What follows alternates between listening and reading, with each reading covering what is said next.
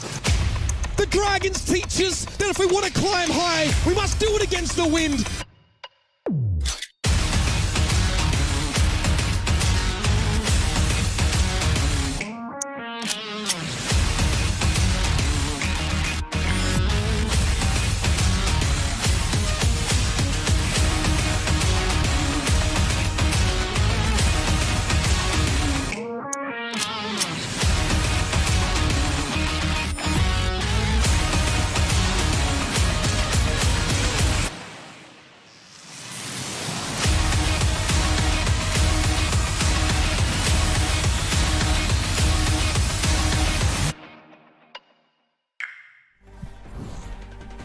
Good evening, ladies and gentlemen, and welcome to another day here of the APAC edition of the Overwatch League. It's time to kick off the Kickoff Clash here in Asia. I'm Achilleos, joined by Avril.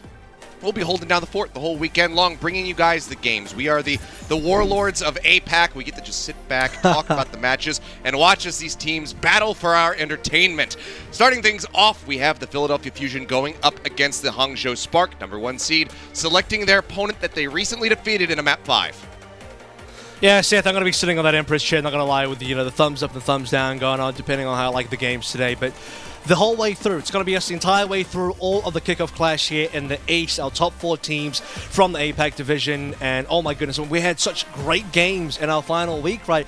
Very close series, Shanghai 3-1 versus Seoul, Hangzhou Spark 3-2 versus Fusion, and we get the exact same matchups again with the Hangzhou Spark choosing the Philadelphia Fusion. So, I mean, we just get to run back our entire last week.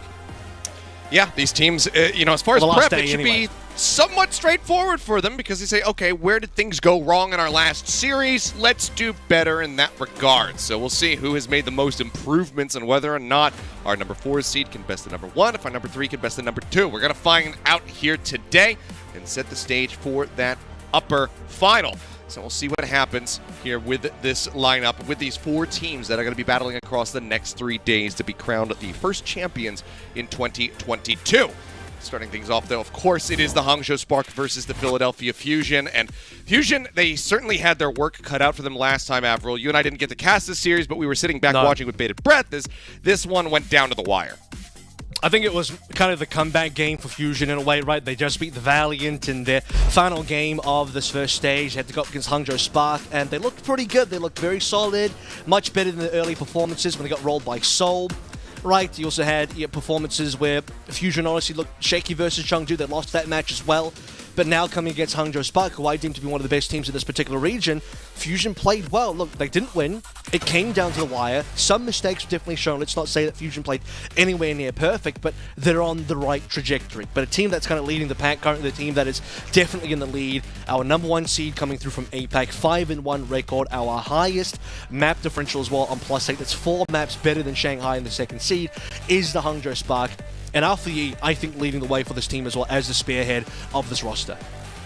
Yeah, he very much has. But, I mean, everybody around him has been performing incredibly. I mean, Guangzhou, only a few map wins for him. It took a while to finally get that locked in, but has been looking better as of late. Whether it's him, whether it's Bernard, it doesn't really matter. The Hangzhou Spark are a very great, cohesive unit squad that can, tap into that hive mind that we talk about often in relation to the Shanghai Dragons. There's times where it looks like everybody is very much on the same wavelength here for this squad as well, which is amazing to see because you do have that slight little mixed language roster going on here with the Koreans and the Chinese. So it's good to see that they have kind of fleshed this out. It's been a long time coming for the side of the Spark to get to this point where it looks like the roster is workable, can dominate the region. And right now, it seems like this could be their time. And they have a head start in terms of being a mixed roster as well, right? Because everybody on this team has got experience playing on a mixed roster previously, including the members coming through from last year's Hangzhou Spark, but also the new Billy guys as well. Super just had a long history playing on mixed rosters going back to CC. He even speaks reasonable Korean to get along and to be able to communicate as well. So things look good as far as the coordination of this roster. But Achilleos, We're about to get into this game now, and just before we do, though, I do have to mention, as a reminder, the maps are chosen by the teams. Hangzhou Spark have opted for Oasis as the opening map of the series. The loser will be choosing every subsequent map. Control is Hangzhou Spark's best map type against Philadelphia Fusion. 83% win rate, 5-1 all time. They start with Gushwei as well. I think this is part of Sparks wanting to force Bellisria in the lineup for the Fusion. Bellisria is the less experienced player compared to Fury. The more that Spark can force Bellisria into this lineup for the Fusion, probably the better it is for the Spark. Achilles, Kickoff Clash though, map number 1 starts now. That it does. Here we go, city center of Oasis to get things started out the gate. Looks like we're going to be having a bit of a mirrored matchup here between the two squads. That's going to be hitting the jump pad first. A little bit of damage there on the fix-up. Will be okay though, can survive. And Shy just looks to hold it in the low ground for now. Jump up over the top. Gets good damage down to Bellisria. Almost takes him out, but looks like they will be able to push away from each other relatively safely now from the side of the Fusion. Wrap back around the opposite side of the point as they get ready for this to unlock. Here comes a jump from Bellisria as well. You do notice that Spark is first to the mark in terms of holding that high ground. Point unlocks though, so as the Fusion drops down, the Spark have to come back in as well. Oh, Carpe with a nice Helix Rocket will find Gushoi, but he gets traded out. Alpha Yi picking that up, making it a 1-for-1, but the front line now broken down on the side of the Hangzhou Spark. We'll see if that's enough for the Fusion to try to get this cap coming through. Anti out onto Bellisria. Looks like he's being kept alive for now, but then they get him with a sleep dart. Nice little lineup there from Iron. He gives his life to get that kill. Another little trade coming through, but with Fixa on top, it seems like Hangzhou Spark should be set to gain control of the point first and foremost. Recall going to be coming through here from Alpha Yi, keeping himself alive, building up towards that pulse bomb where Zest is just narrowly outpacing him. 6% the difference for now, but just looking for picks, looking to try to open the point. So far hasn't happened. Last second contest now coming through from Bellisria.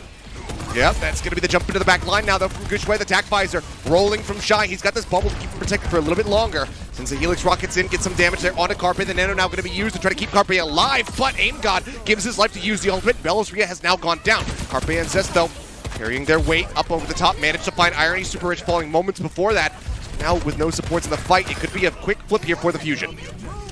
Multiple kills coming through from Carpe as well, so that Nano is certainly doing work. I mean, definitely was a desperation Nano from Aim God. It seemed like it could have been used into a lost cause as well, but Carpe holds on, defeats Shy, used that Nano to get a bunch of damage in, and it looked like Hangzhou Spark, despite having the initial cap, taking the advantage in the fight, getting a lot of members of the Fusion down, could not kill Carpe, and now he's got his own visor. Shy actually led the visor battle by more than 50% at one point, and now he's going to open to pick on Zest as well, but Carpe also did die in that first fight, so that's why he was so far behind. Good elimination. Sound barrier now going to be used. Just everybody else on the team here for the side of the Fusion. Super Rich just getting ready to build his up. And Bellisria, he didn't receive that, I don't think, or maybe they melted the shield off him so very quickly, but he ends up dying. So this sound barrier drop not going to pay off at all for the side of the Fusion. And beyond that as well, Super Rich and Irony have saved their ultimate, so now you have the support advantage going forward for the Hangzhou Spark. Still have the visor available for Carpe.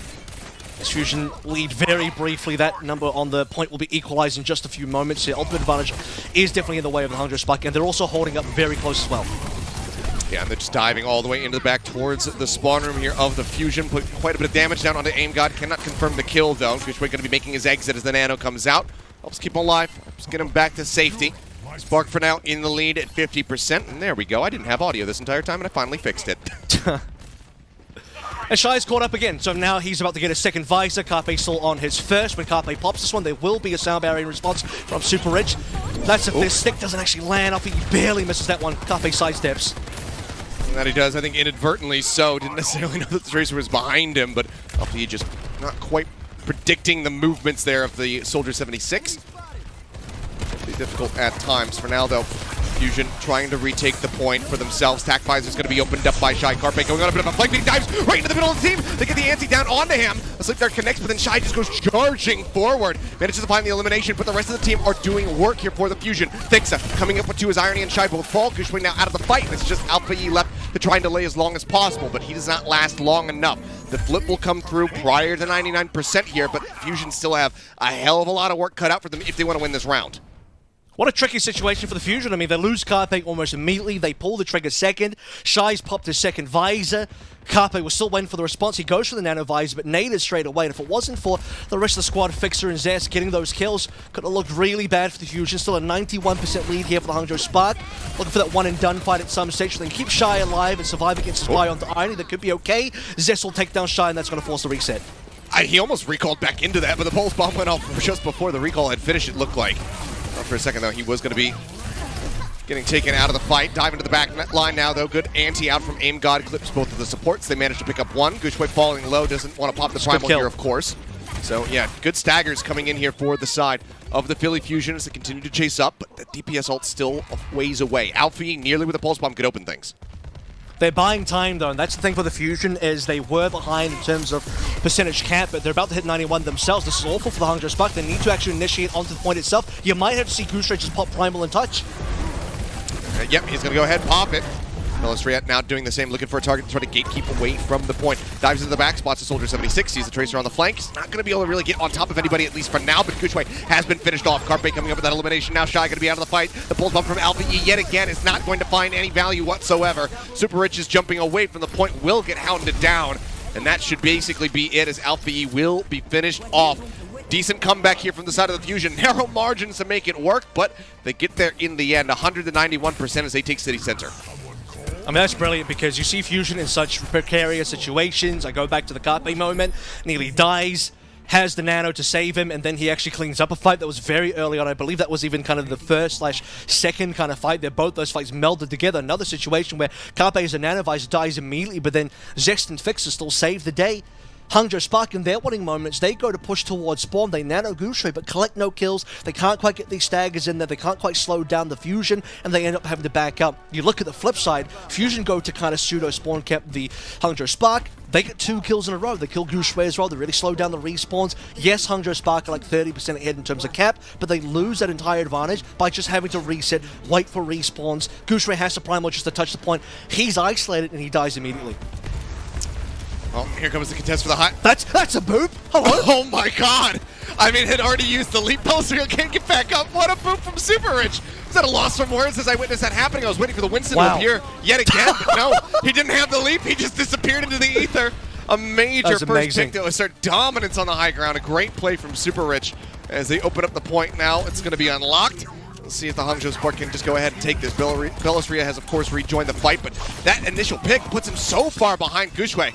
Good opening kill, though. Belistria looking to make up for lost time. Gets on top of Super Rich, gets that elimination, gets that vengeance. Now Zest taken out by Shy. Good to Helix Rockets in, but it will be a trade on the Genjis. So blow for blow so far. Fusion still fighting back. Shy gets dove on. Protections there from Gushue, dropping the bubbles, trying to keep this Soldier 76 alive. The point will be taken first by the Fusion. Yeah, that's the 5v4 advantage. They're Shy on critical HP. He went down to as low as 11, I believe that it saw. Belistria as well has spent most of that fight being quite low. Now, the good part for the Fusion is despite losing Belistria early, they never lost control of the cap, so they actually still managed to get Belistria back, fight for first cap control, and actually get that first cap. Ooh. And first nano available for Aim God now. Yep, does have that. Alpha E falling low, needs to get topped up, still going to be below half HP. Gushue as well taking a beating. Plenty of healing here for the duo on the side of the Spark to do. Sound barrier first out from Fixa, and 2 instant kills come in as the DPS say goodbye, good night on the side of the Hangzhou Spark. Gushue making his exit as Super Rich. He's still doing Super Rich things, comes up with yet another kill, but now is left all on his lonesome, contained in the side room. Just a matter of time before he gets finished off. And it's kind of interesting that Fixer is the one to use the ultimate and not Aim God in that situation as well. So they make the tempo beat play instead of the what would have been a dry nano. That means they're going to have to go for a nano play this time around instead of being able to play defensively. Fusion will be forced to play offensively. This has to be some sort of nano visor or even a dry one to Zest. Nano visor will probably be recommended here. There's a lot to match on the other end. Hangzhou Spark, they might have lost the fight. They're 60% behind, but they are, in terms of ultimates, definitely ahead. God, just healing through this chip damage out from Gushue. Now turns the sights over to Zest. Nano at the available, could be the visor, could be the blade. Belistria going to open things up first with a primal. Fixa going to be taken down though. Shy with his tack visor manages to find the enemy Lucio. Carpe pops his own. He's looking for a target. Will get Super Rich moments before he can breach around the corner and keep himself alive. Fighting back though are the support duo on the side of the Hangzhou Spark, albeit only for a moment. They end up getting dropped, and Fusion will hold the point. It's the kind of situation where it's difficult for Fusion to win, right? They are 1 ultimate behind. Zest also falls early. So now point control should be going back the way of Hangzhou Spark, but they're having a bit of trouble capping. They actually haven't committed the cap just yet, which means Fusion still have control at 99%. They can still play this one. They are. Zest goes in. Alpha now trying to match. Deflection going to be used by Zest, and he is just at a sliver of HP, but the focus fire comes in. They will end up being traded in the end as both Soldier 76s take down the opposing Genjis. Carpe pulling around the corner. Hangzhou Spark fighting for the flip that they desperately need. Bionate out onto both supports. That's going to be a big opener for them, but Carpe now finds Shy. Alpha E only just now respawning. They can see the point for now as the flip does come in. Hangzhou Spark gaining control, if not for a moment. And fully out of ultimates now for both sides. Fusion wasting no time, though, actually giving a bit of a chase to Alpha E. They'll get him. Alpha E completely caught out. That's going to be the 5v4. I mean, that could be the map. It very well could be. There's the flip yet again. Now into overtime once more we go. Gushue still going to be low. They steadily tick him back up. Irony trying to build that nano boost up here as quickly as possible. Imgod not too much further behind, but crucially fix it with the sound barrier. That's going to be available here in just 10%. Gushue falls low. They yet again need to touch the point. Someone's got to work their way through. Seems like somebody has, but now Super Edge going to be taken down, but it's in an exchange. Imgod and Zest both gone. Carpe eliminated, and it seems like off the back of this nano, they might just be able to make this happen. Gushue getting closer and closer, perfectly tied just about here towards that primal rage. As we see Bellisria and Fixa desperately trying to buy some time here on the point, but Fixa, I don't know if he's going to be willing to commit the beat here. He's going to go low. No, he will go ahead and drop it. It's going to be for him and the Winston. Now they look to just try to displace Gushue, but they need their DPS to come back in to try to break down this scientist. Primal's going to be coming through. Bellisria falling low, pops his as well. As they go leaping across the point, Bellisria into the back line, juggling onto Irony, trying to get the elimination, and no one is on the point in this last moment. Alpha, you cannot touch in time. The Fusion will take the first map of Oasis 2-0.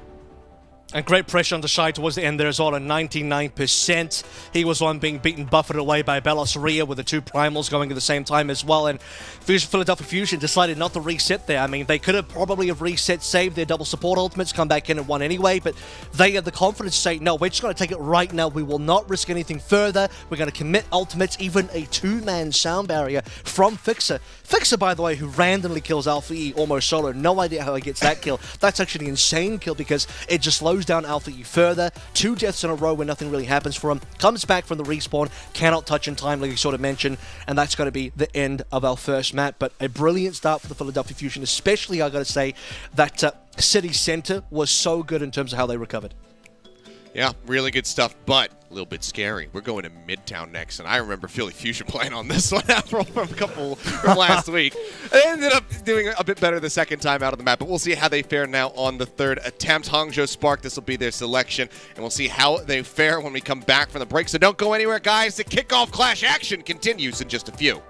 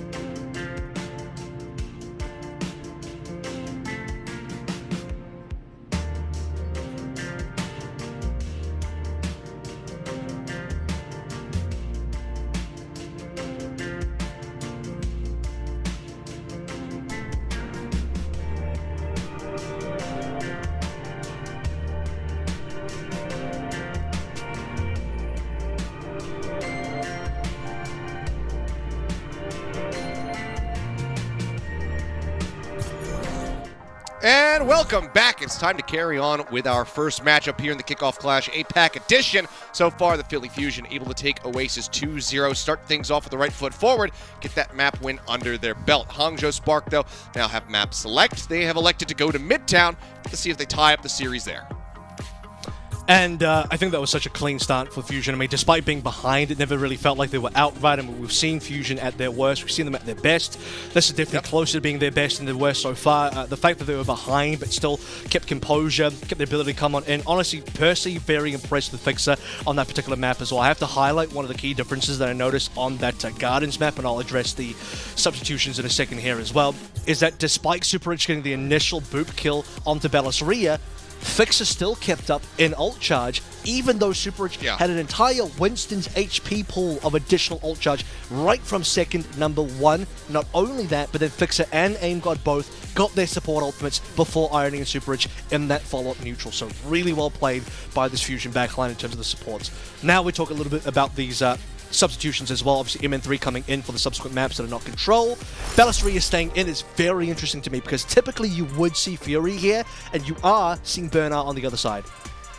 Yeah, we'll see what they have prepped for us here on the side of the Fusion. Well, going for the Winston, going to be a bit awkward. Maybe around second point you can make that work a little bit better because you do have that underpass and whatnot to play around. Leap up between that and the high ground, but we'll have to see what they have as we do go into this. But yeah, Carpe stepping away. I mean, you know, he did a mild amount of feeding at the very beginning there, but he's the messiah for the Philadelphia Fusion. He is the one. He died for their wins. They got this first map win under their belt. Maybe he'll be reborn in map number 3. We'll just have to wait and see. For now, MN3 going to be coming out the gates, and for now is hovering on the Reaper, but we'll see where he lands as they are on the attack first. Yeah, with Bellisria, unlikely to see the Reaper here. I mean, we've seen MN3 potentially snipe here. He's played the Ash. Soldier's obviously a really good pick. Alpha E on the defense for the Torb. Now, this is actually not even a troll pick because we've seen, I believe, a game where Alpha E played this map and actually brought out the Torb legitimately. So, in a way, to me, it's kind of like a less effective Reaper because you are playing anti-dive here. You're expecting, well, you know that Bellisria being in means Winston. You know Zest being in most likely means the Genji. You know they're going to dive into you. Torb does have a pretty positive matchup into that, but I think a lot less flexibility than the Reaper. So it is a risk for the Hangzhou Spark. Okay, walking out the gates. Been to the tube. Oh, it's a Ryan as well. Okay, where are they going to TP? Okay, TP up onto the high ground inside of the fire department. Working across. Zest looking for a target. Will receive a sleek dart. So put on the ground for now. That'll slow up the Fusion for just a little bit of time. So far, the only casualty going to be the Torb turret. I mean, this is shades of 2021 Fusion, right? Remember Melee? They played the most Brawl. I feel like I'm watching a bit of Mano at the moment with the rest of the old 2021 squad. Oh, they actually I managed love to get this. Shy. So really a TP play back and forth. Shy thought he had a positioning, but the TP back was still there. Yeah, fantastically played here by the side of the Fusion. Let's see if they can capitalize off the back of this. LVE taking quite a bit of damage. And now that they have the point, they can get a nice little defensive setup going here for the Symmetra. TP onto the high ground as they go ahead and take the fight up towards Super Rich. LVE managing to fight too. Oh no, they have overstepped the pounds. AimGod now, or LVE rather, into the back there, finds Fix Up. Cleans up the kills. I mean, he is on a tear. Is he just gonna 5-man? No, he doesn't. Okay, the Bionade will take it away from him, but damn, he nearly had all of the kills.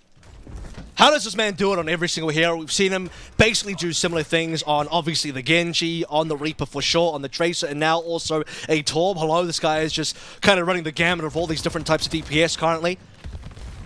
And the Torb seemingly working out, despite losing Shine. That was a 4v5 situation that they actually recovered from.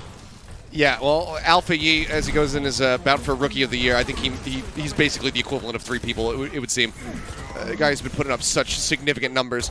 See Zest just trying to really fortify this position. As they wait to drop down, they will go ahead. Make their way onto the point now, looking for the first tick. Bernard going to be the one that steps up.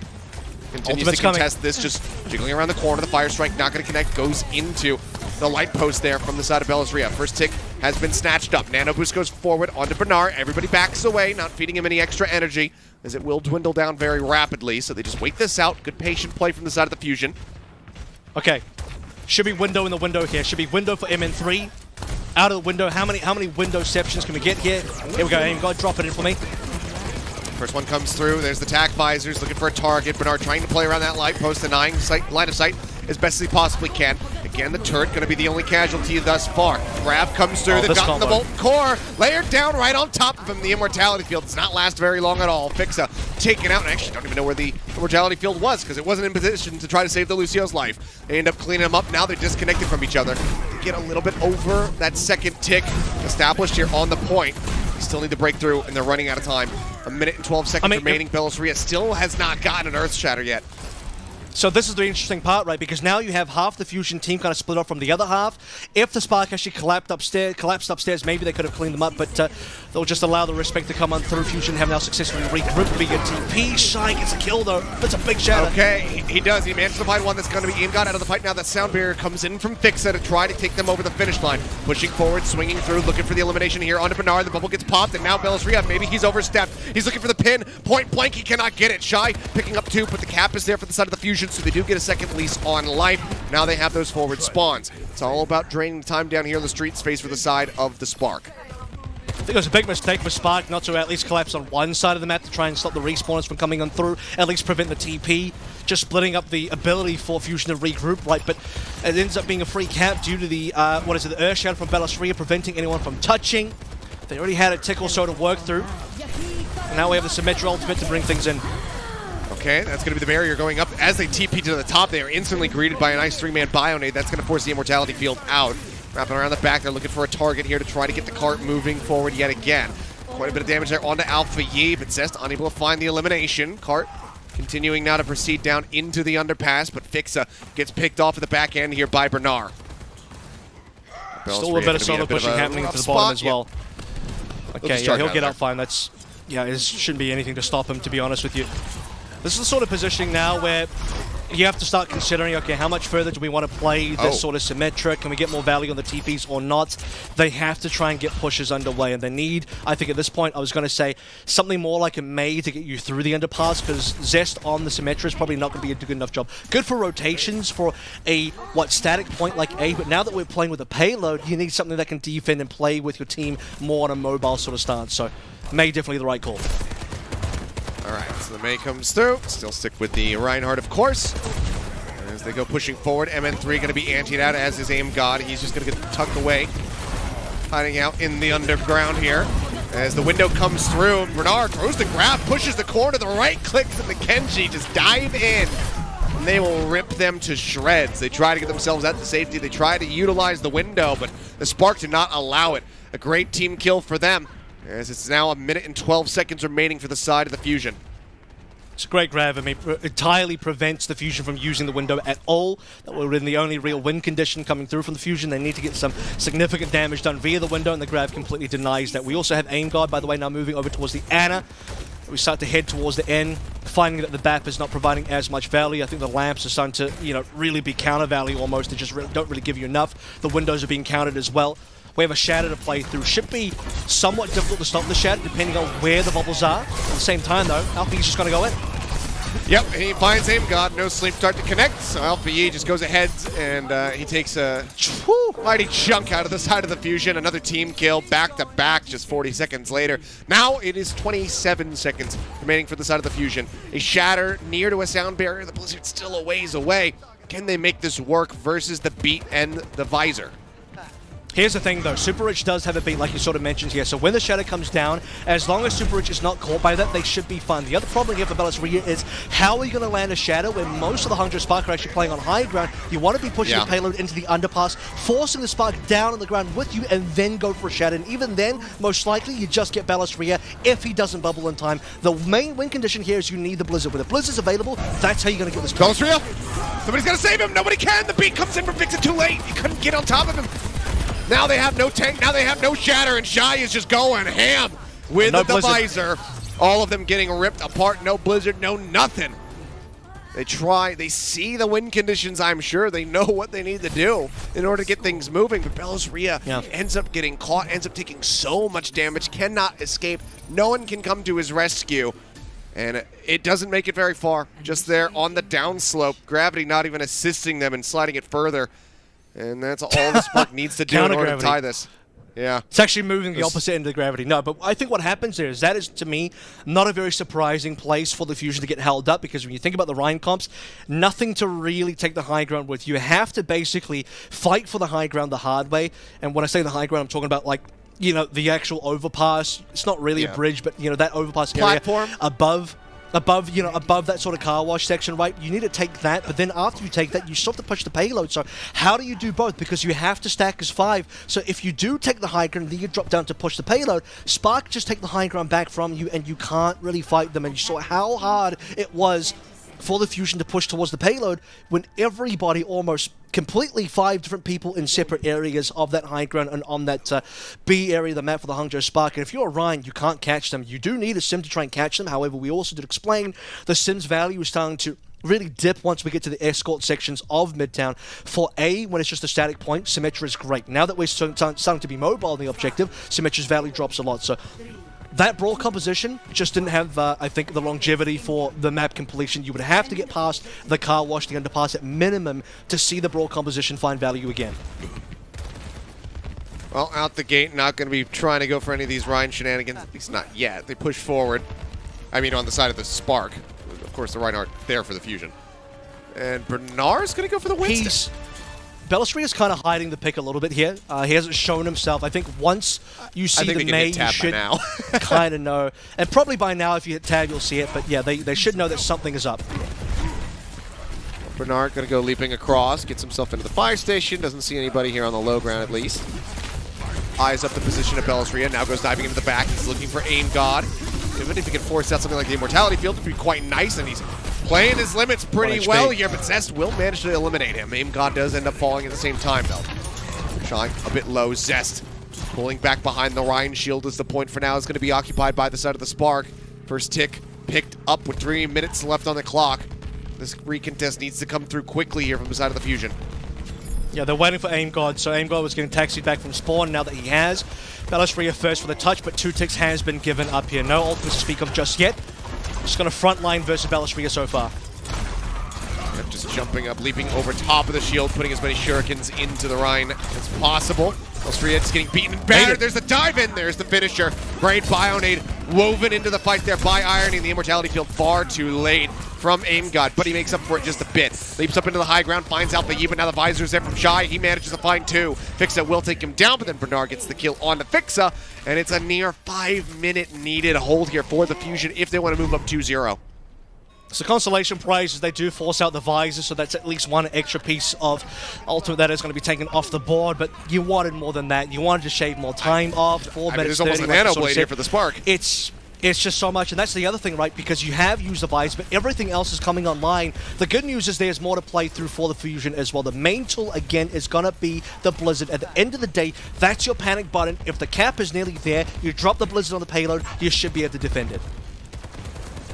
Well, the cart for now moving completely unhindered. They're going to have the drop down here eventually as Alfie dives into the back line. It's a good push away initially, but the Immortality Field does not last very long, and I don't know if anyone's going to get the touch. They cannot. The blade comes out, everybody panics, everybody dies, and the Hangzhou Spark just make it look easy as they glide into a win here on Midtown. Fusion again, not finding very much success on this map. Not full health this time around, but still not the result that they're looking for. That's going to tie us up at 1-1. Fusion now will have their map pick, and we'll see where they decide to take us. I mean, that was insane, right? I mean, you just see this one, lamp coming down from Aim God, killed in 1 slash. Alpha doesn't care. Just slaps out of the way like it's a complete just minor inconvenience. Like, that thing, no, it's not going to save you, buddy. Not going to do a thing. Talked about the Blizzard for 2 whole halves of Kilios. Didn't see it 1 time. Very sad. Very sad indeed. I mean, Alfie, he was straight out of his chair as soon as that round 1. I think he just pulled the blade, said, yeah, nano me, whatever, let's just finish this. I gotta go use the restroom. Now he's back, ready to go for map number 3. We'll wait to see what the Fusion have elected to take us to for Escort when we come back from the break. So don't go anywhere, guys. We'll see who can move up to map point after this.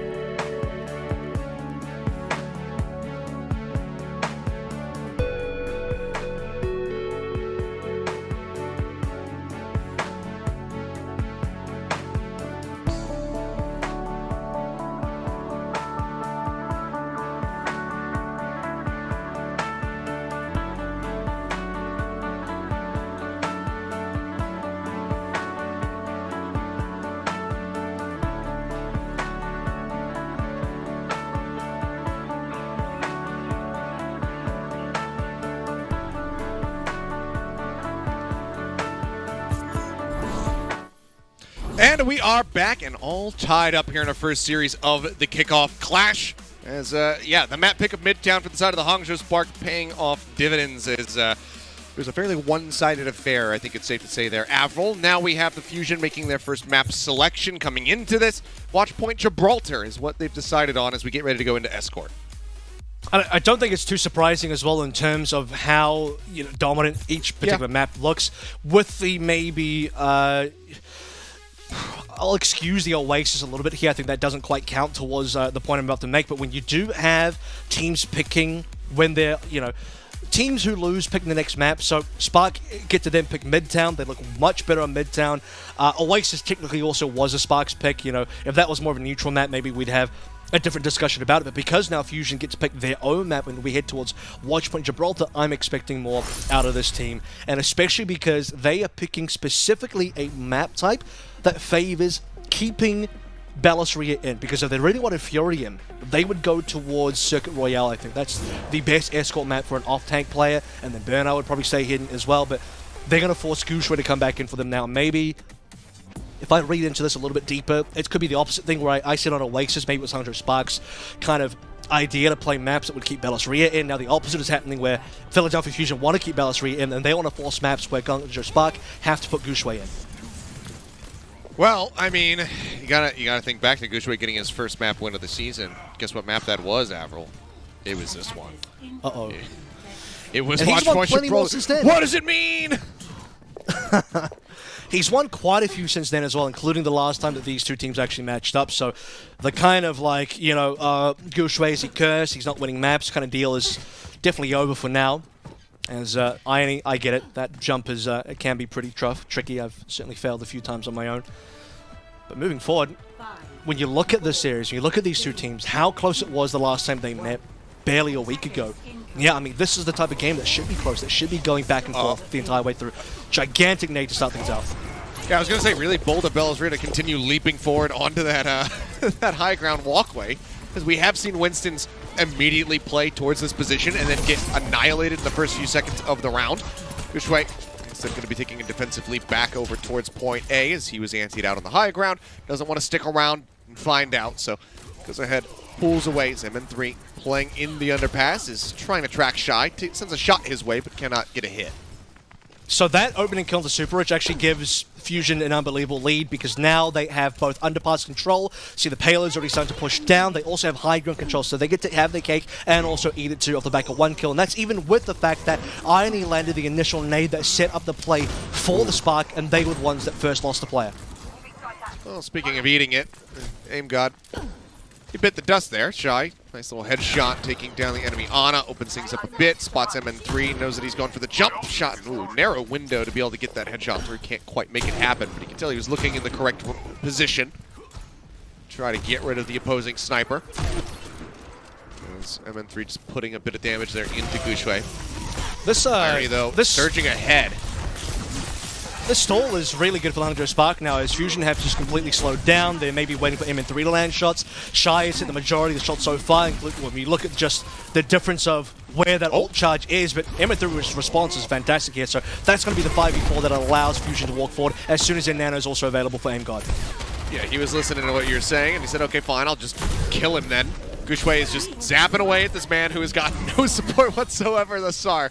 He'll go grapple down onto the low ground where he can receive some healing. Alpha Yi anteed out, the chase coming through. Ballasria tries to get that kill, can't make it happen. Blade gonna be pulled first and foremost here by Zest. Dashing in, gets both of the supports, doubles down for another one there onto Alpha Yi. Now the Sleep Dart chasing forward, the headshots connecting, the Bionade is there. It's a brilliant delayed team wipe as they will go ahead and push this through. Fixer's dashing over to the side for some reason, and Aim God says, okay, fine, I'll bring the cart forward. Split spawns now. Some bad spawns as well. This is just going to slow down Spark even further in terms of regrouping. Adds more ult charge towards Fusion's ult bank, which they actually had an advantage on. I think that comes from the fact that they kind of won the first pseudo fight. I say pseudo fight because it's basically just Super Rich going down and Fusion walking forward.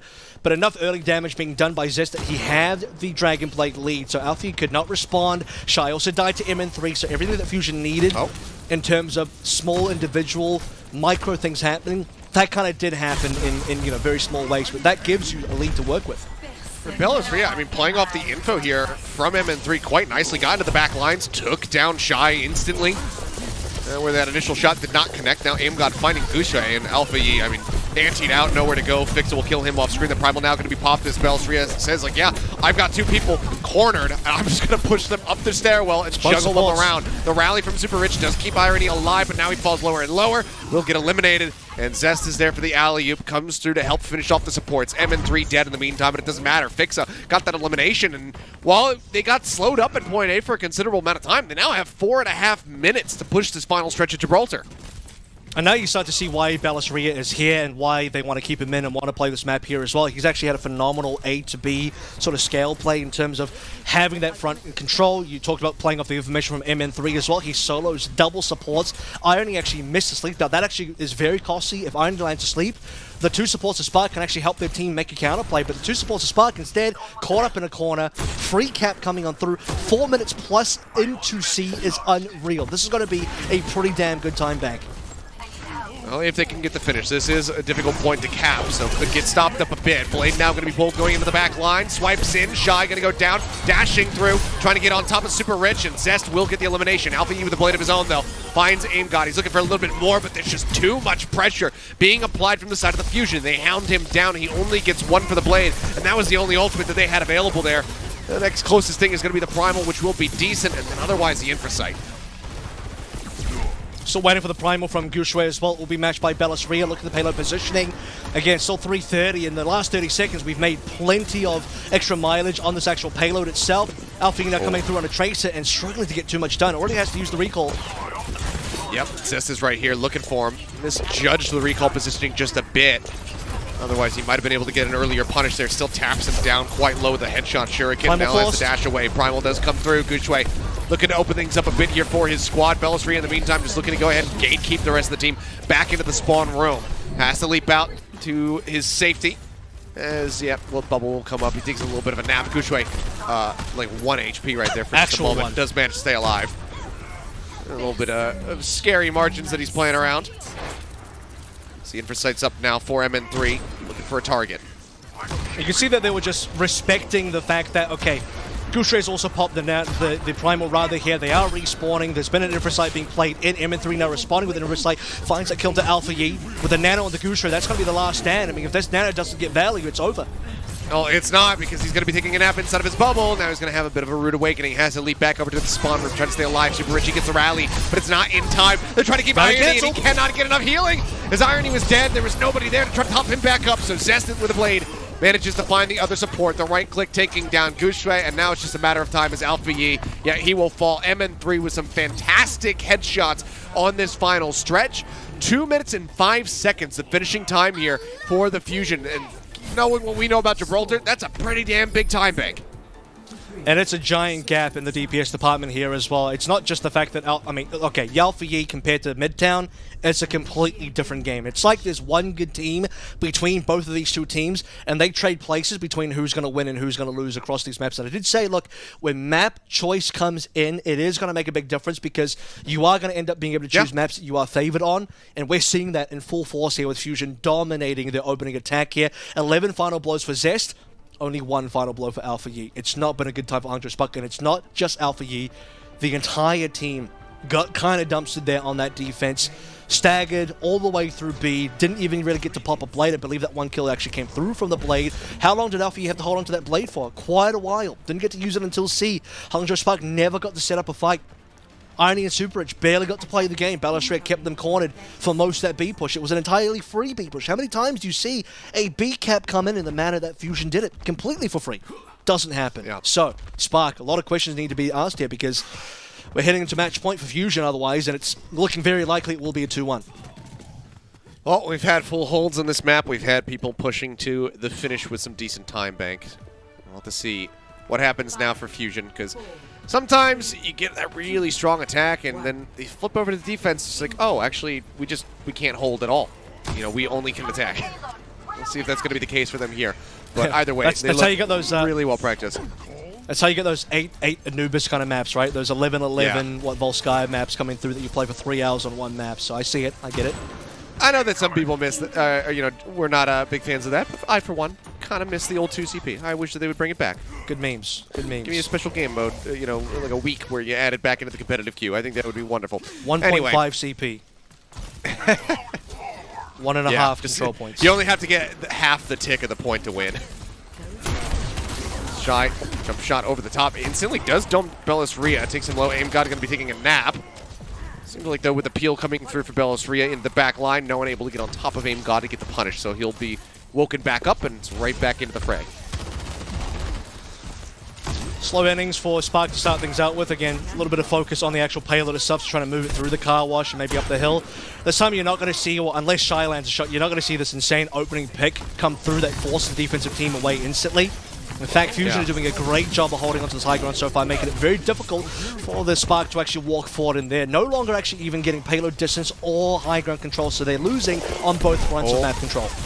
And Bellisria identifying exactly where Shy is at. Takes him low, can't get that kill. In the meantime, MN3 does find Alpha E, though. Bellisria still playing a bit boldly. Gets Ante down to 150. Will manage to make his exit, though. Shy taking a nap. No one really going to be able to get on top of him, though. The whole team of the Hangzhou Spark is there. So he will safely wake up. Okay, it's nano time for sure now. This is what we've been waiting for. The Spark have been waiting for ultimates because they don't have anything else. Bellisria goes in first. Now, you'll notice that Bellisria is playing super aggro. He can because he's got the Primal. He's always going to be able to bail himself out. Gushray now has a Primal here as well. This is also putting a lot of pressure onto Shy to give MN3 the space to work with instead. Yep, just dropping down, zapping everybody that he can. Falls down to 30 HP before popping the Primal. Now goes into the back line, juggling the Genji around a little bit. Nano goes on him as well. Oh, no, it doesn't. Never mind. That's just his Primal little zappy zaps going around his fists. And he'll leap back in. A little leapfrog. Just over the top to get himself back, joined in with the rest of the squad. The support's off on the flank. Ante goes out. They get the push back there off the whip shot. He's chasing. He's looking for Aim God. And it has to come through, down to Gushway rather, jumping forward to be able to get that elimination. Otherwise, the Blade was not going to be finding too much. But they set up enough damage for Gushway to find the kill. Rally now rolling his fix and tries to keep himself and the rest of the squad alive. But Zest going to be taken down. Alpha E finds that. Oh, 99. Getting a little bit of revenge, but now he's low. Anteed out, has to wait for the rest of the squad to join in. Shy gets taken down by MN3, but MN3 falls to Gushway. Cart now pushing forward, just a couple meters left to go here with 1 minute and 10 seconds remaining on the clock. Ante out from Irony, not going to connect. Fix up, blocks that one with the shield. Nano at the ready. Ante just going to be clearing the Venom Mine, not finding really any targets other than Gushway, who's since exited, and they get them to reset. Spark just back out. Yeah, they completely back out. They actually could have forced the Nano Blade there, but they back out. If they put a little bit more pressure on the payload and onto members respawning, I guarantee the Nano Blade is forced out. And look, Spark probably lose the fight, but in terms of resources, that would have been hugely in their favor to force extra ultimates out. Now there is still going to be the potential, but with Zest being taken down, the Nano's going to be forced onto Bellisria instead.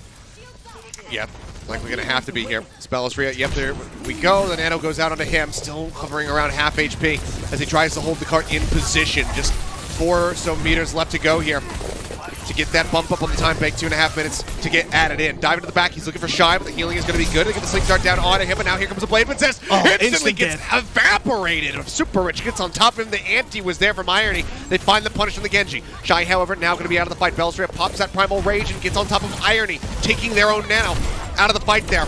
Stick through from Alpha E, gets the kill on the MN3.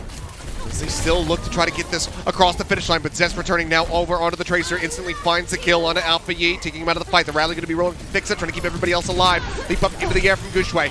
The touch comes back in, Super Rich with a Rally of his own. It's going to be taken out of the fight. Aim God shuts it down with a Bionade. Zest now gone. We are in such a back and forth brawl, but someone's got to touch the cart, and Gushway, he dies before he can hit the floor. He does not contest, and the Fusion will full hold their map pick, paying off wonderfully as they now take the lead 2-1. And just being able to bounce on and off that payload to be able to maintain control and contesting it from the defensive side of things. Irony dying at 99% was the kill that secured that one, on top of actually killing, you know, Super Rich and denying the Rally as well. Both those supports dying at that critical time is massive in Fusion's favor.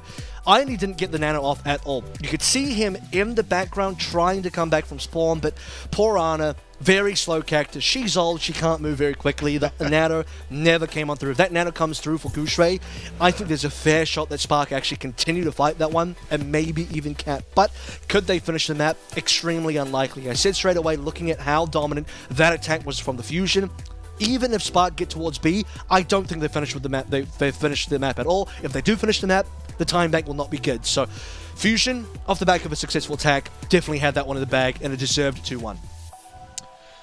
Well, there you have it. 2-1 the lead now for the side of the Fusion, but if we've learned anything from these map selections, that we very well could be going into a Game 5. Hangzhou Spark looks like they're electing to take us to New Queen Street for our push map. We'll see if they can tie this up yet again, extend it into a Map 5 series, or if the Fusion can put their foot down, get some revenge, and take it cleanly with a 3-1. Don't go anywhere, guys. We'll be back in just a few.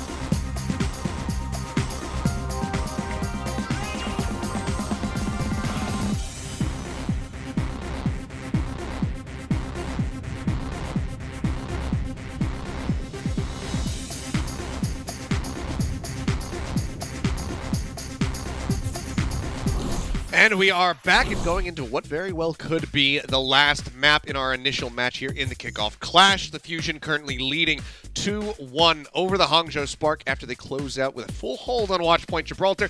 Now we set our sights on New Queen Street to see if the Spark can tie it up yet again. And push is maybe a dangerous territory here. There's only two options, so this is probably one of the situations where getting map pick doesn't feel as impactful as maybe getting map pick for, say, Escort, where your choices are plentiful in terms of where you can go to, and there's very distinct playstyle changes depending on what map you go. Like I've already mentioned, Circuit Royale heavily favoring off-tank players, and then Gibraltar heavily favoring the main tank players in terms of the hero pools, right? New Queen Street, it's probably, look, if you're gonna go to a push map, this is probably the better one overall in terms of how good it is to play. I just don't like Colosseum. I'll put it out there. That's probably not a hot take. Most people probably agree. But is it good for Spark? I mean, hard to say. They did lose Colosseum to Philadelphia Fusion the last time these two teams met. We're not actually playing Colosseum now. Got to be playing something here where, looking at the fact that Bellisri is still in for the Fusion, it says to me the possibility of a Ryan like we've seen from London so far, proving that Ryan is actually a pretty strong pick here. There is a possibility just to play the Doom, which I don't think is very good. Most teams that have played Doom on New Queen Street haven't actually done well. Or Bellisri just plays a Winston. Pretty standard, pretty neutral, but we do know 100%, pretty much 100%, that Bernard is going to be playing that Zarya. So if Bellisri wanted to go Ryan, I think it's a reasonable matchup into the Zarya if that's the thinking and the strategy from the Fusion department right now. Well, let's see what they have prepared for us as we get ready to go back into the action. Carpe, of course, rejoining with MN3 sitting on the bench. Looks like it's just going to be the Soldier 76 from him. I thought maybe we would see the Reaper. It looks like they will do a little bit of a mismatch as Zest is currently on the Tracer. 10 seconds left the swap, though. And the other thing I have to comment about Hangzhou Spark on a push map as well is that they typically have Alfie on a Reaper, whereas Zest will most likely, you know, the last time they played, Zest actually played the Genji, but the Tracer option is also pretty decent here as well. I likely will be swapping off the Tracer eventually, though, because Tracer into Zarya, not a great matchup here, so probably we'll see the Genji eventually. Alfie's Reaper is good, but I feel like it doesn't have the same pop-up potential as his Genji, so that is part of the worry for Spark playing this specific composition. However, the Reaper does punish the Winston of Bellisria, so if that ends up being the area of success for the Hangzhou Spark, they can definitely win. All right, well, Wraithwalk going to be forced early here. Alfie rejoins up on the high ground, just playing around the side of Statue, gets on top of Bellisria. The anti goes out onto him as well, and that's going to lead to him jumping out of the fight. Zest inches forward the bot for just a little bit here. Gains a whole almost 2 meters. Big distance as the sleep connects on the Zest. He wakes back up. Doesn't have a recall, but he's got the healing there from his teammates to keep him safe. 1.89 meters. I mean, that's not even as tall as Johnny, I think. So let's see what we get there. 198. That's a bit. I think, is that taller than Johnny? I'm pretty sure Johnny's like 5 meters tall, but in any case, he's actually a Titan from Attack on Titan, if you're wondering. He's pretty gigantic, as they have now bested them by 8 or 9 meters there. Or 0.09 meters, I should say. Okay, enough about the math. So I'm just going to focus on yelling about the kills that come through, because we have a couple. Alfie and Irony going to be out of the fight. They do trade Aim God, but it's going to be a nice trade up for the side of the Fusion, a 2-for-1. A little bit of an extended there, as Bernard does manage to find Aim God, try to allow for Irony to catch back up towards that nano boost charge that has been surging ahead. Aim God at 94% already.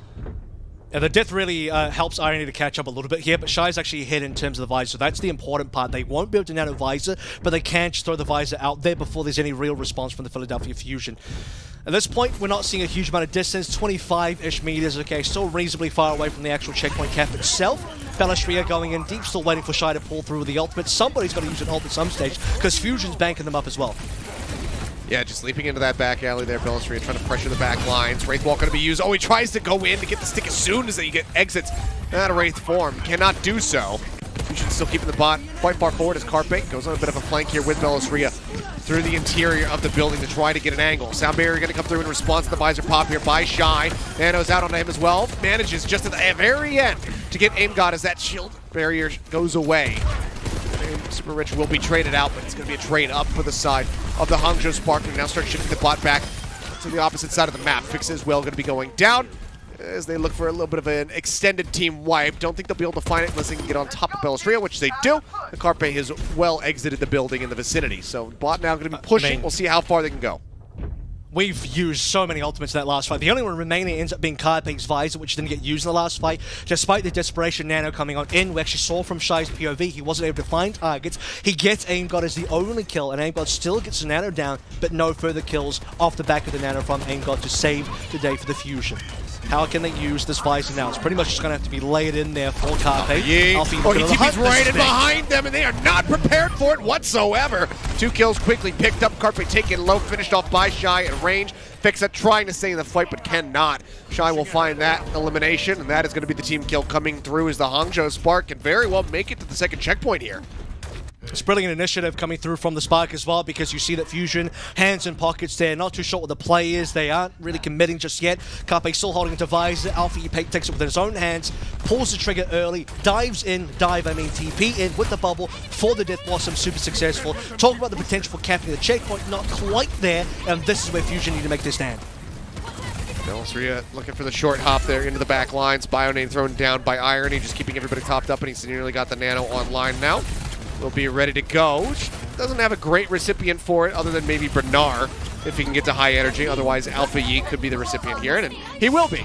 As I go ahead and set the stage for it. So they go ahead, throw that one down. Yeah, the grab out, and it's just going to be an absolute flood of pink in the kill feed as they just come up with a massive win here in the team fight. So that's the last one staying alive, but eventually will fall, and the bot didn't make it very far away. Hangzhou are right back in control, and this time they will get the checkpoint. I thought maybe Burner put the grab on top of the Jim Borden's club there, but it ends up being the Jim instead, so we'll take that one. It's a couple of kills. Again, not a lot of responses coming through from the Fusion side of things. Still really slow to pull trigger here at all. They had no support ultimates, obviously no sound barrier to protect themselves. Cap is near, but still not quite enough to actually... Do they have the cap? They do. Just. Oh!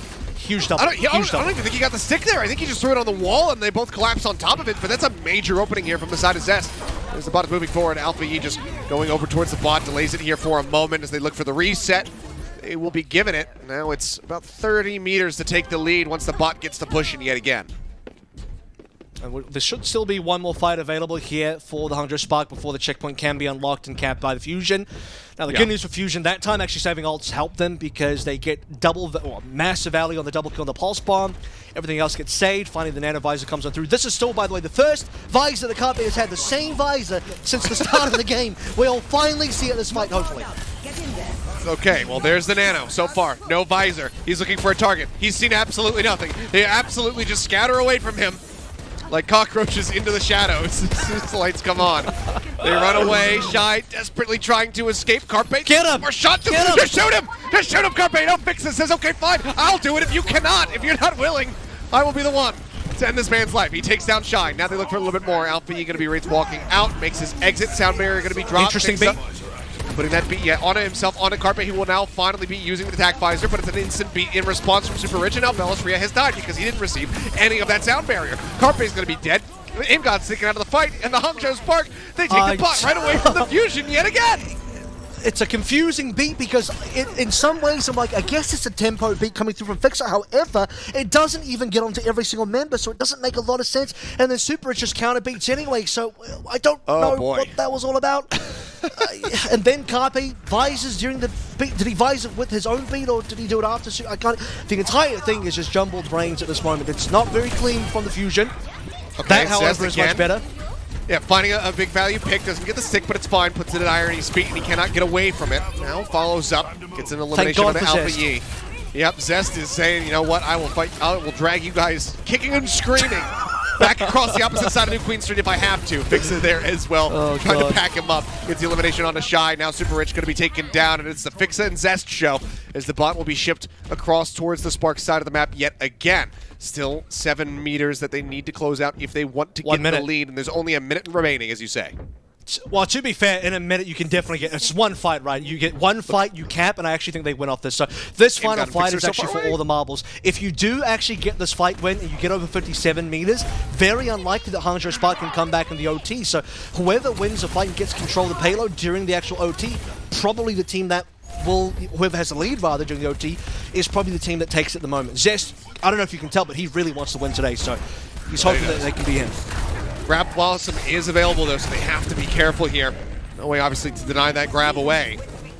Just have to try to play around as best as possible. The Nano going to be coming out as Carpe's down on the high ground. That's in response to the Graviton Surge. Carpe, while locked into that, will find Irony. The Blossom comes in, gets one, but Zest, again, hungry for the victory. Comes over the kill onto Bernard, now gets Shy. Looks for another target. Alpha Yi sat here on the bot, as is Super Rich. Is antied out somehow. Lasted quite a lot longer than I might have anticipated, but they will fall. As oh my god. It's just Zest and Fixa continuing to find these kills, and the Fusion might have just now brought it back. The Doomfist is there to contest. Stops him from making to the checkpoint. Obviously, they still need to push through from there, but now Bernard, going to be eliminated. The bot makes it through, and now they have to wait it out. He takes his little break. rubs his shoulders, make sure he's ready to start pushing yet again. Fusion's got it. Dive Fusion's got for it. it. Visor comes out. Yeah, Carpe finding one. Irony now going to be gone. The pulse bomb not going to get super rich, but he cannot get over to the bot. As no, I think Fusion won. they should have. I think Fusion won. They had control of the payload in the OT. Yes. So they win. Yes, they did. Right? They Well, had good. to have. Congratulations, Fusion. Surely they won. What an Unless- interesting... Not that one. Not... No, surely. No, that's definitely a Fusion win. It's got to be. Come on, we can't have Boston I was Uprising going to winning say again. the only way in APAC. that would not have been is if they all left the bot. I think that is just a coding issue. No, that can't be it. I think that might Surely just be they a didn't, little bit of beta. Everyone's saying GG's. Everyone's saying GG's. Okay, Fusion did win. Fusion Okay. did actually win. Okay. Okay. Calm down. We got there. We got there. Fusion, in fact, have won. Even though the thing didn't say Fusion won. We noted that they did. Okay. Let me comment really briefly on something that happened in the final fight before we move further Yes. forward. Interesting grab choice by Burner. He solo grabs Carpe on top of that is a tram bus thing. And he was unkillable. Yeah. Carpe was like unkillable. And Alfie's like, I guess I have to Blossom to kill one guy. He does Blossom. He does kill Carpe at the cost of 2 members of the Spark going down. Spark thought they could end it there. Spark thought if they just get this fight win with the grab and Death Blossom, which probably they should have if it wasn't just all used on one person and then traded for 2 in response, maybe Spark could have had that map. We would have been to a map 5. But Fusion, they have an ultimate advantage despite losing Carpe. They have a player advantage despite losing Carpe. We're heading into the final fight at OT. Burner comes back on a Doom, instantly dies, and that's the end of that. Fusion, 3-1. Beautiful display today. Or maybe forget about the Midtown incident. It's always that map, isn't it, Kilo? It's that Midtown incident. Same thing against Chengdu, but yeah, wipe that one really from my is. memories, and the rest is fine. Yeah, it really is. I realize, people are probably panicking now because just given the delays and whatnot, that this is when things are starting to be confusing. But yes, they win this. Fusion make it happen. I mean, so much cleaner here. The Midtown incident, we will just completely ignore it. I don't know what that map is. That didn't get played in this series at all. We just kind of skipped over that and awarded a win to Hangzhou Spark out of the generosity in our hearts. But yeah, Fusion looking a hell of a lot cleaner today. And, we were back and forth initially trying to figure out who could be the player of the match here. But after that last map of New Queen Street, it could only be one man. It is Zest.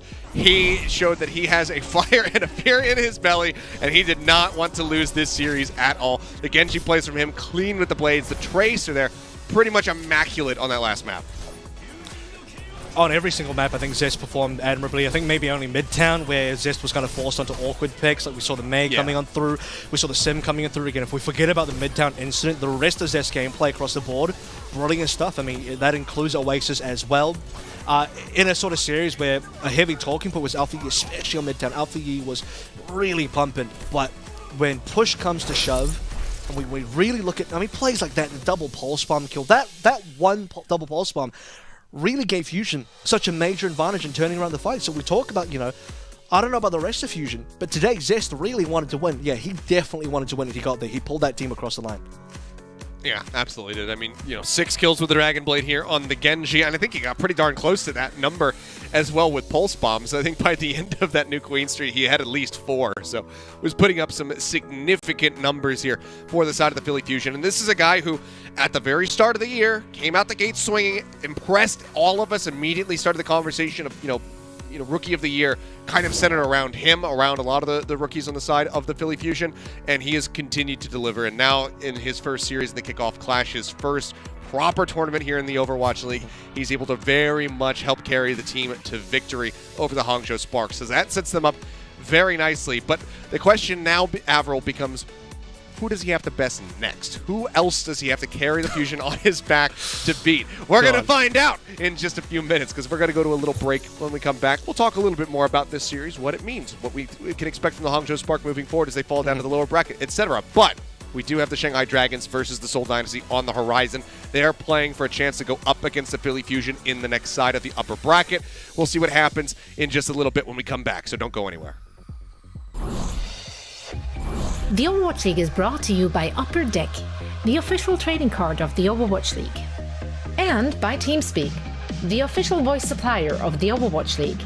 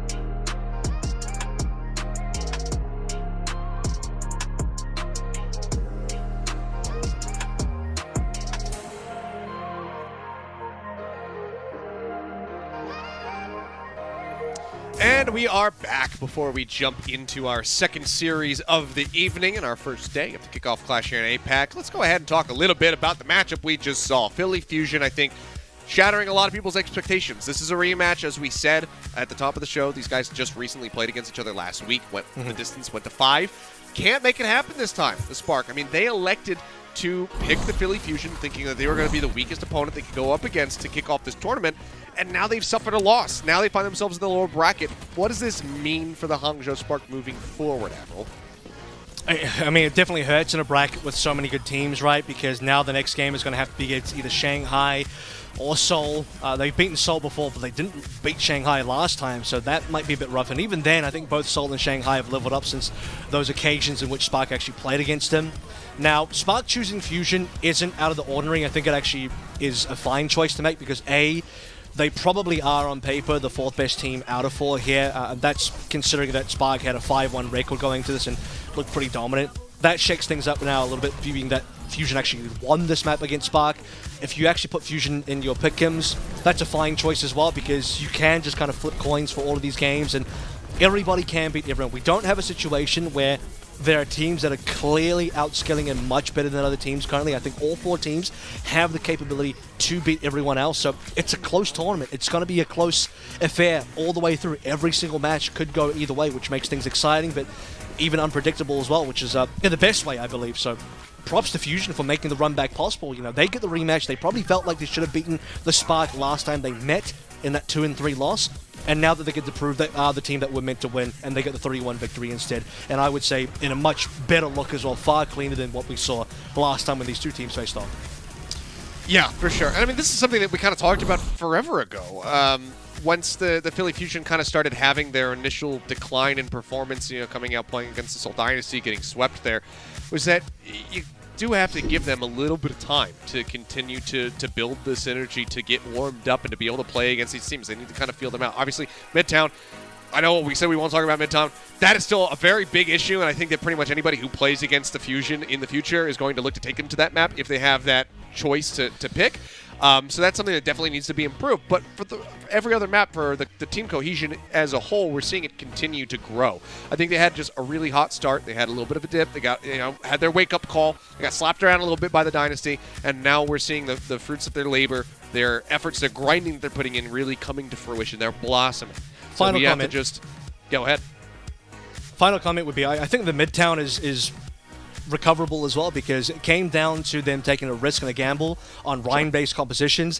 They've learned their lesson now. Maybe it's not the answer. Okay, we're not the London Spitfire. We haven't had enough practice on this composition. Yeah. There are weaknesses here that got exploited. They don't have to go back to the Rhine as well. So even that Midtown, I think, is a recoverable situation for them. Oh, I completely agree as well. I think it's just something that they need to put to practice a little bit more since, they can't, ban it away or anything. I think they've shown their weaknesses there, and I think that they should expect that teams are probably going to try to attack them with that map pick. So, just need to strengthen that up. And if they can do that, then I think they're in a very good position. But, yeah, I think it's just a little bit of that early season roller coaster going on for the Fusion with this new roster and whatnot, with these rookies coming together. And right now, it's looking good. We'll see how they fare in their next matchup. But first, we have to figure out who they're going to be playing against, because it's either going to be the Seoul Dynasty or the Shanghai Dragons. That matchup is getting ready to happen in just a few minutes, so don't go anywhere, guys. We'll have a quick little break, and then we'll get right back into the action.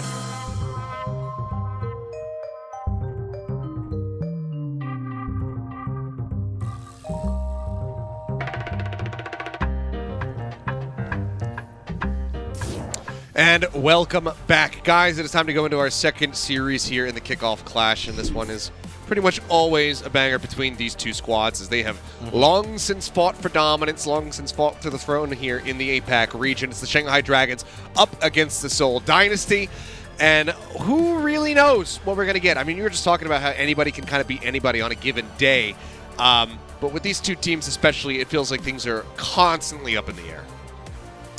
And I just got an interesting factoid. We'll see this when we get into the game as well, but these two teams have actually played each other a total of 19 matches all time. I don't actually have the match record for that. I'll have to find that out at a later date. Maybe in the next broadcast I'll give you the answer for that when Seoul and Shanghai, if they meet again, which I think it's likely they do meet again, because as much as I say that anybody can win this tournament, anybody can beat anybody, there is still a bit of a minor tier list, and in my mind, Seoul and Shanghai are the two better teams of the four teams that we do have in the tournament so far, as far as experience goes, veterancy, pop-off potential on individuals, mechanics, everything. They've got it all right. This is why currently I think these are the top two teams in our region in APAC, and they deliver, I think, the best games as well. Well, let's go ahead and take a look at the starting lineups here, see what they have prepared for, see if they throw any curveballs, but something tells me that it's going to be pretty stock standard from both of these teams. There you go, kicking things off. Yeah, no way, Smurfs playing tank? Oh my god, I can't believe it! Yeah. No way. No experimentation here with Prophet trying his hand at the Zarya or anything like that. We'll just be sticking to the DPS lineup. Smurf, of course, they're the lone tank player here for the side of the Dynasty. They've only played Stalker one time. And yes, I think it did not go well. I believe they lost that map. He only played Tracer. It is one of his better heroes, although to be fair, that was during Seoul's kind of experimentation phase. Smurf's playing a whole bunch of different heroes. Fitz is on the Sombra way too often, and not even to try and counter the Doom. So we're out of that phase now. Seoul Dynasty like, no, here's our 5 players. We know what our comps are. We know what we're good at. This is what we're going to do. Take a look at the other team here as well. Shouldn't be too surprising. Flitter does play some of the opening maps, but it's actually going to be Who Are You, because we are going to, we'll find out in a second, it's the control of Oasis, I believe. So the Genji to bring things out early. I think the real chance to see Flitter will be on the push map, either Colosseum or New Queen Street, depending on who picks it. And that's probably when you see Flitter for the Reaper, unless you just keep playing Who Are You on the Genji. I mean, we're still in the Genji meta. You could just keep playing the Genji if you want to. So, and I don't mind it. Shanghai to me is time to figure it out. Because you'll remember Shanghai as well. I think in the early games, they got 0-3 by Fusion, shaky matches, map 5s all the time. Great thing about Shanghai is they don't lose those map 5s. And now, as scary as they are, they're even scarier because they've been improving every single game. Now they have been. Well, I find it fitting that Who Are You is the only one who still doesn't have a picture to really just go with the whole name theme that he's got going on for himself there. But he is a dragon. He is a dragon. He is just actually a dragon. He is the embodiment of the Dragon Blade. Well, Oasis will be our first map as we get ready to go into this best-of-5 series between these two titanic forces here in the APAC region. It will be Garden to start it off. We'll see what they have pieced together for us, but with Who Are You in the mix, you can always anticipate it's going to be a Genji. More maps, more matches against each other than any other teams in the league, 19 all time. Exactly. That's incredible. It's insane. It really is. It's partially because when we had the sort of APAC in a split, the East-West split, both Shanghai and Seoul are obviously in that split, and when you are usually the good teams, you end up playing each other more because of playoffs and because of tournaments, etc., right? So it does also make a lot of sense to me, but I also think it's just an exciting rivalry. I mean, we've got plenty of rivalries in the APAC region between different types of teams, but at the top level, this is one of those, like, here's the #1 versus #2 team type of rivalry. So let's kick things off. Head over towards Oasis Garden. It's going to be a mirror match on both ends, and the Winstons dive on in. Yep, the Prophet Genji versus the Who Are You. Smurf and Prophet already taking quite a bit of damage, but it's going to be Fitz who draws first blood, and then Prophet manages to cut his way through Lee Jae-gon, finding another one, and it is going to be a fairly one-side affair here in the opening volley as Vindheim comes up with 3 of the final blows. A team kill before the point even unlocks, Avril. And I like the pace being set here by the Dynasty. I'm just hoping that the Dragons get the answer back in kind, because I'm all about this back-and-forth playstyle between these two teams. Well, I mean, Fate got taken down pretty early, right, because he took a bunch of damage. The cleanup was there. Okay, we are going to have a pause coming on through for whatever reason. We'll find out what that is in a moment. Just a little bit of history lesson, a very minor one. We only have to go back a few days at this point, less than a week even, is that Seoul and Shanghai in their last meeting, first of all, it was a 3-1 finish for the Shanghai Dragons, but we did start out with Oasis, and that was a 2-1 victory in favor of Seoul on that particular Oasis as well. So in terms of starting here, it's Shanghai's choice as the highest seeded team to go to Oasis. So they're actually going to go to the map they lost against Seoul to start things out with in this series. I mean, you know, a lot of times you drop a map to somebody that's going to be your focal point when you're doing your prep, when you're doing your VOD reviews and whatnot. So seems like they think, okay, we've got a good read on how Dynasty likes to play this map now, and now we feel comfortable taking them to it yet again. We'll see what happens, though. It's a quick little pause. Just go back into the action as we get some initial skirmishing here. And Seoul also did, by the way, win that Gardens as well. I don't know if you remember, but Creative ended up finding a sleep dart onto Huayu's blade and the double Bayonet kill. That was, that was good times coming through. This time, Fate just dies again as the first pick coming on in, so Fate's not having a great day. Neither is Who Are You. Takes the Helix Rockets, Fit's got the follow-up shots, they finish him off, and it's a great start here. Confidence certainly instilled right now for the side of the Seoul Dynasty, and his Prophet just going to be sitting up in the middle, poking and prodding where he can, try to get that Dragon Blade online. But every time, yes. Fun fact. Shanghai Dragons currently have 0 final blows and 0 eliminations. Oh, beautiful. That's not a very fun fact. Well, there you go. Oh, that's the first one. They have one now. It's been undone. Who Are You? I was about to mention he was actually outpacing. Fact, they now have 1 final blow. That's the new fun fact. Is that going to be enough, though? Fitz going to go ahead, pop the tack visor with the nano, layered in on top of it. Gets a little bit of damage, and he's trying to find Who Are You. Instead finds himself back facing the enemy support there. We'll pull away from Izayaki, who now will go ahead, invest the nano out onto the lip, who pops his own tack visors, looking for some targets. Looks like he will get smurfed by the end, so Shanghai Dragons cleaning up the fight will be able to get this flip. Fitz just going to push forward, go for the reset. Does manage to take Lip down with him. Get a little bit of extra percentage, but there's the flip at 77%. They'll be banking the sound barrier there as well. I think there was the option for Vindane to use, but opted against it or maybe just flubbed it. We're going to be in a situation now, though, where Who Are You is more than likely going to be blading this one, so the sound barrier will definitely be coming on through. That can also support Prophet's own blade, as Lijigon does not have anything to use. So there is an opportunity for Seoul Dynasty to flip once more. Both of the tanks have primal, so I think Fate will try and delay as long as possible. Well, the anti was thrown in, doesn't find anything, and oh boy, he gets body blocked in the stairwell, does Prophet. Fate just going to be able to zap him to death, and I think without the Genji, Dynasty just going to look to poke and prod where they can otherwise play safe, go for the reset, so they will pull back towards the spawn. Wow, that was a quick win for the Shanghai Dragons. Didn't cost them anything either, just a nice body block to the Prophet. Like you said, here comes that blade from Who Are You. Yep, instantly finds Fitz, dashes in, looks for the support, so he'll get one swipe out onto Prophet, one on the Smurf. Smurf again just jumping away, trying to stay safe. Fate playing forward. Knows that he's got the primal if he did get himself into a dire situation, but he was going to be just fine. So yet again, 1 kill, 1 reset, time bought. It's in some ways a great ultimate from Who Are You and the Dragons to get a free fight win in some percentage, but it doesn't force anything out from the Dynasty. You want to force these sound barriers, you want to force a primal. You are going to get the blade now.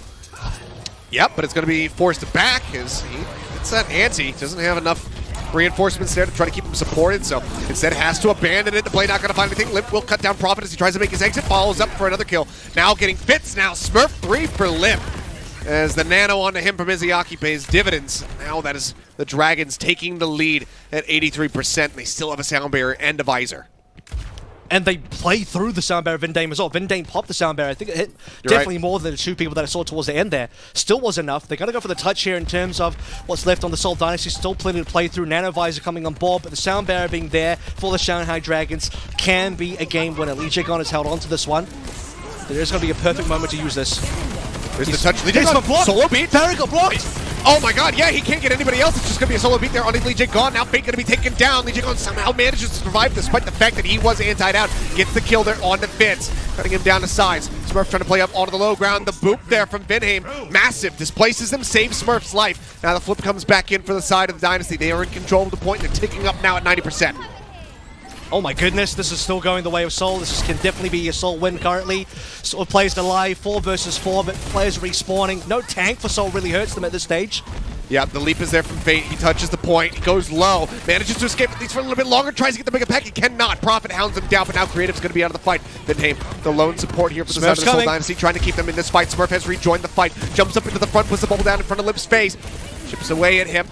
As Prophet uses the Izayaki recall, nano? still holds onto the pulse bomb, doesn't have it yet. Lee Jae-gon falling low. Izayaki gonna throw the nano, goes out on the lip now. Lee Jae-gon gonna be eliminated. Pulse bomb after Prophet, not gonna find anything. Izayaki strikes him down. The fight is being won. The point flip is there. The Dynasty cannot recontest, and it's 199% as the Dragons will take Garden. I thought for sure Seoul were going to get that one when they blocked Lee Jae-gon's beat. He only used a sound barrier on himself, and I think the only way that can happen is either A, he got knocked back into an area where the sound barrier LOS didn't see anybody, or Smurf bubbled it. Smurf had to have bubbled it, in my opinion. There's no way Lee Jae-gon otherwise would have had a solo sound barrier. I don't know if we're going to ever find out what happened there, but that was an insane play from Seoul Dynasty in either case to what I have to assume forced Lee Jae-gon to solo beat there. However, the fact that Dragons got Smurf down in that trade, I was thinking it was probably still fine for Seoul, but the lack of a tank meant that Seoul couldn't contest for ground as effectively as Shanghai Dragons with Fate. And eventually, when we get down to it, Nano onto, I believe it was Lip. Lee Jae-gon might have died, but Dragons still end up getting all these kills. They recovered, they just clutched out. It's the clutch Dragons again. Well, it's Lee Jae-gon doing Lee Jae-gon things. Just going to be dead off the rip as Dynasty look to win the initial fight yet again. Nade goes out. Who are you? Going to be anti there for the moment. Fate falling low. Push around the corner. They're looking for the elimination. The jump forward from Smurf. But oh boy, he gives his life for the kill. Now Vinheim, who chased forward with him, ends up falling as well. Fate, or Lip rather, finding two. Who are you? Getting another. That's going to be the trade up, and that is going to be the first cap going to the Dragons. And Lip just really, I think, outperforming Fitz so far on this map, and that's been kind of the story throughout the season so far in 2022. I mean, Fitz had been trying to catch up to Lip for, I think, the better part of a year and a half, if not 2 years now, but Lip just always seems to be that slightly ahead in terms of where his output is, even on the Soldier today. So here we go, first fight win for the Dragons, despite losing Lee Jae-gon. That's what I'm talking about. They clutch on out, 4 versus 5. They still get that win. Yep, Fate diving into the back. Bubble going to be used. They need some peel for him. Still will help lead to a kill on a Vinheim, as well as creative. The supports out of the fight as Who Are You slices and dices his way to those eliminations. Who Are You himself under fire, now dead. As the flip can come through, as the team kill is achieved. 37% online here for the side of the Dragons as Dynasty gain control. And it's the double supports down for the Seoul Dynasty, but between the DPS and Smurf, they managed to trade back lines. And more effectively as well for ultimately a 3 versus 2 where Who Are You is the only damage dealer remaining. Getting Lip down, I think, was the key target there for the Seoul Dynasty. Had been putting out so much damage. You've got to take him down as a primary target. If that can happen, suddenly things look a lot better. Fitz, who didn't die, because he's alive, will end up getting the visor first. Okay, well, they're going to use the blade first and foremost. Hold on to the visor for a little bit longer, but actually, Who Are You just shuts them both down. Prophet and Fitz dead. Now the blade from him gets rid of creative. Who Are You putting the team on his back? Doesn't quite get the kill there on to Smurf. Lip says, hey, I'm here. I need to do something as well. Cleans up the other two, but it's a team kill in response. And Dynasty, they get close, but they can't even take the lead. It's right back into control of the Dragons. Yeah, I mean, that's the thing, right? Because you have a situation where Seoul probably have the opportunity to actually push on in, get something done. Also, Nano Visor as well, right, if I'm not mistaken there, but, you know, Who Are You will still outplay it. I think Who Are You might have also been nanoed. In either case, Who Are You comes out as the superior Genji of that matchup, and now it's Lip's turn to go hard. The visor going. Fate going to be taking a nap. Lip running out of targets here as Smurf into the back lines is trying to get this elimination on Izayaki, but the beat is perfectly timed there from Lee Jae-gon to try to keep everybody alive. They can also maybe outlast this anti-nade, but it seems like no. Fits with the visor. We'll find Izayaki. Fate popping the primal, now going to be taking a nap. Over on the side, Sliver will clean up Prophet. Who Are You? Sliver of HP remaining, makes his exit. Lee Jae-gon getting the boop here on the Smurf means that he cannot pursue any deeper. So he looks for a little bit more, and we're getting dire straits now for the side of the Seoul Dynasty, who need to get this flip imminently. Not quite there just yet. Okay. Okay, Now finally. I they mean, 85% for the Shanghai Dragons. They're not quite on final fight territory just yet. They need to build up some more ultimates as well, so we're into a bit of a rebuilding phase for the Dragons. It'll take a fight or more to get there. Creative can definitely win a fight off the back of this nano if it is applied to probably, I would say, Prophet here. But I mean, Dragon's neutral game is pretty darn good as well. And Izayaki is very steadily catching up on that nano as well. There he is, just 13% away, couple tags, and he'll have it. Prophet falling low, drops down into the pit, grabs that Mega Pack. Now at the Fitz, pushing the corner, looking for some kills. Looking to sleep down onto Lip, and he gets woken right back up. Now Fitz going to be juggled into the corner, and Lip will find two. Creative and Fitz both going to fall, and he says, you have overstepped, Seoul Dynasty. Cuts them down to size. Smurf locked in the corner, trying to exit with the likes of Vinheim, but they will not be allowed. They get up to 79% or so here. The flip will come in 80. There you have it. And the Dragons retake control yet again. Lip waking up there is like an Illidan you are not prepared moment, I swear to God. Just the 4K coming on through, doesn't even pop the visor. Final fight now for sure off the back of 1 Nano. It seemed like, again, Seoul could have been in the lead there, but Easy can catch up with the Nano. That Smurf sleeping. sort of posthumous Nano coming on through was enough. Prophet dead, Smurf Smurf asleep. woken up, and yeah, put right back down on the ground. Who are you with the 2 final kills there as the Shanghai Dragons? I mean, he's talking about it. You drop this map to the Seoul Dynasty, you focus on it, you figure out their play style, you say, okay, we can win this now. They do. 2-0 for them. Very back and forth throughout the 2 rounds, but they get it fairly cleanly there on University to close it out and start things off 1-0. Oh, that.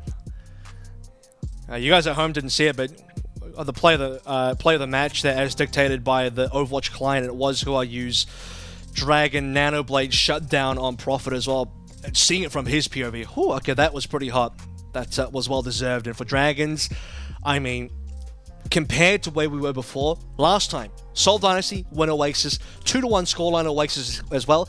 This time, 2-0 for Dragons on Oasis, and were they behind at various points? Absolutely. Did they manage to recover and clutch anyway? Yeah, that's the Dragons' MO. That's the Dragons' identity. You can never really just safely get them down. It always seems like, even if you have an ultimate advantage, even if you have a player advantage, it's not enough. Dragons still win.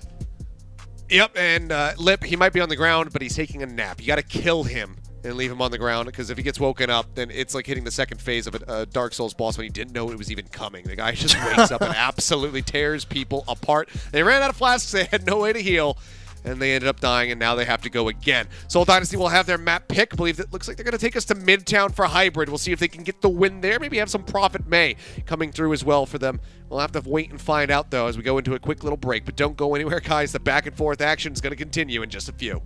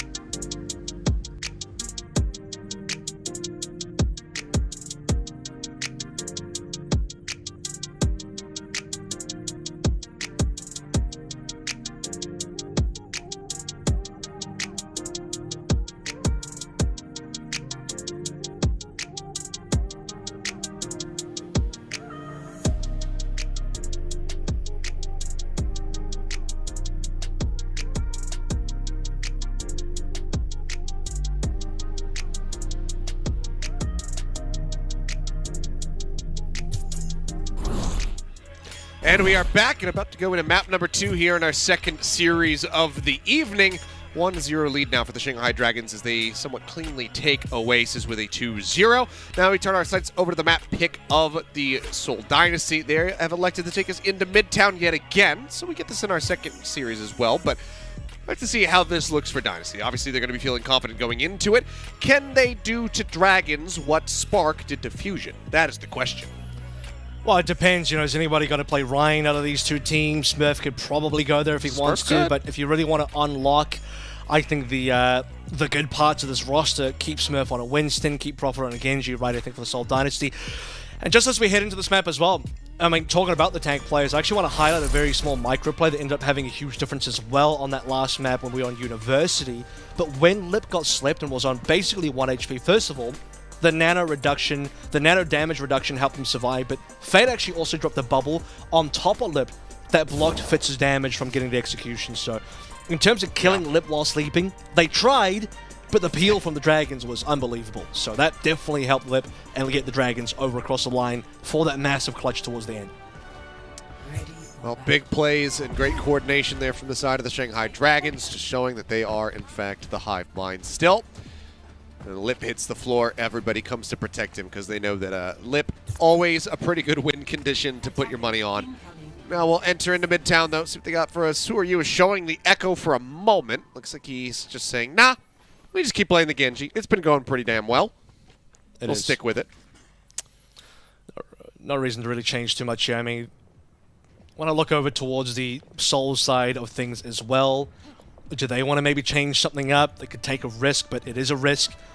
Opening a lineup here for Izuyaki as well, just trying to line it up with all the flying vehicles ahead. So, you know, maybe like 10% extra ult charge if that lands properly.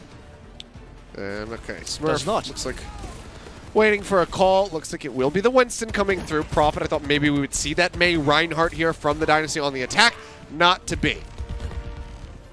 Hard to practice that. I mean, that's the problem for, I think, of a lot of the APAC teams, is like, it's practicing Rhine. You know, it's just not the region for practicing Rhine, similar to how last year in NA, it wasn't the region to practice the ball, right? Tracer, however, for Prophet is one of his greatest hits. You know, I think this is where most of Seoul's success has come from.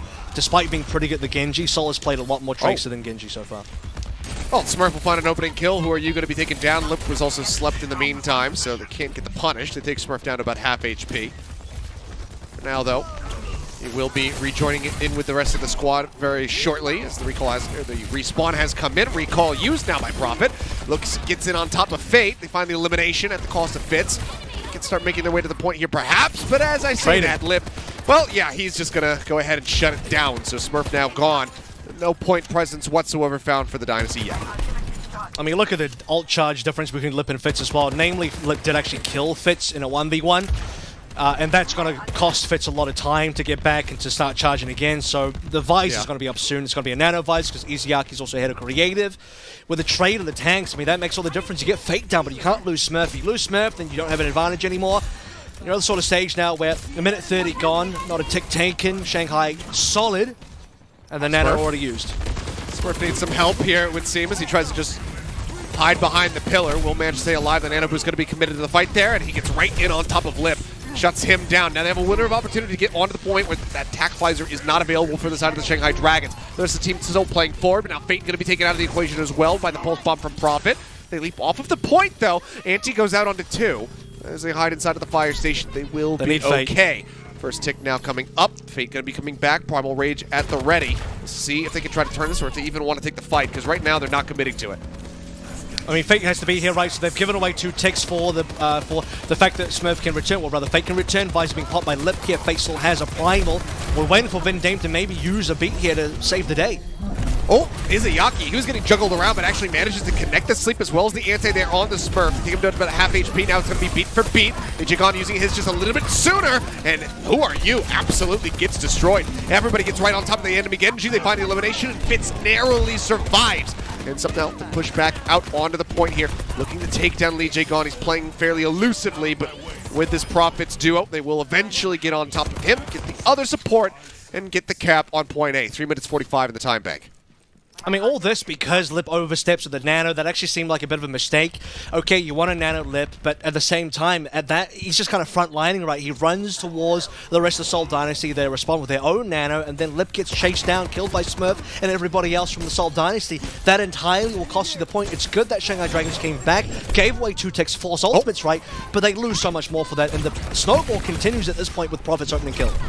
Yeah, I mean, Prophet starting to get these sticks on the regular is a pretty terrifying thing. If you're a Dragons fan, 3 minutes remaining as they go ahead and they make their way down into the underpass. Prophet just going to be guiding the cart along as they gain control of the high ground. Free push. And they have underpass and they have the high ground. I mean, they have everything currently because of that 1 kill. Dragons have to pop backwards. The nano will save Fitz. And it does. Can he get the kill, though? They take Fate low. The anti's out on him. He's got a sliver of HP remaining, but now who are you? Going to be nanoed up with the Dragon Blade in hand. Hoop back there from Vinheim as he tries to stay alive. Or you just, again, trying to get right on top of him, but he cannot out-damage the healing that's coming through, it would seem. So Cart still contested there for the moment, but Vinheim eventually will fall as Lip rejoins. I mean, yeah, that's the other thing as well, right? Because your main tank is on low HP. There's not going to be another contest there. You're down members now. Okay, the Dragon Blade, the Nano Blade from Who Are You doesn't find the most members, but because Lip also converts one, it's enough for the Dragons to maintain control again, and we bleed the timer down further. So despite, I think, Dragons not having the cleanest defense on A after, I think, stalling for a long time, but then overstepping with Lip, this is a clean reset for them where they can have the visor again. Yeah, still need to try to gain full control of this high ground, but then again, maybe not. They'll just get Prophet on the flank.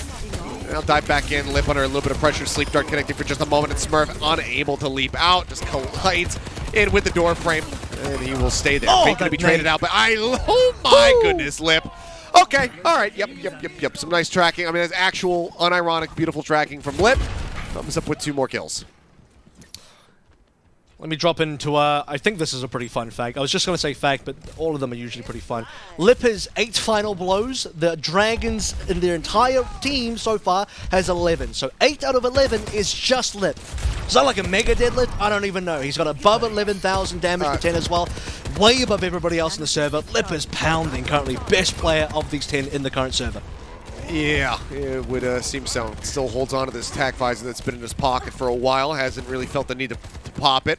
Drops down to the low ground, shoves Prophet away, forces him to go collect another health pack. Prophet again going to be pressuring the cart. Really does have that pulse bomb available. Dive into the back line there from Fate. This decent amount of pressure being pushed on the Fitz. He's going to have to reposition. Nearly 5 ults for Seoul. Both teams, actually. One now coming up, a second one going to be used. The Nano as well. They're just going to dump everything, it would seem, other than that pulse bomb so far. Falling low is Smurf. Sleep out, has to get himself to safety.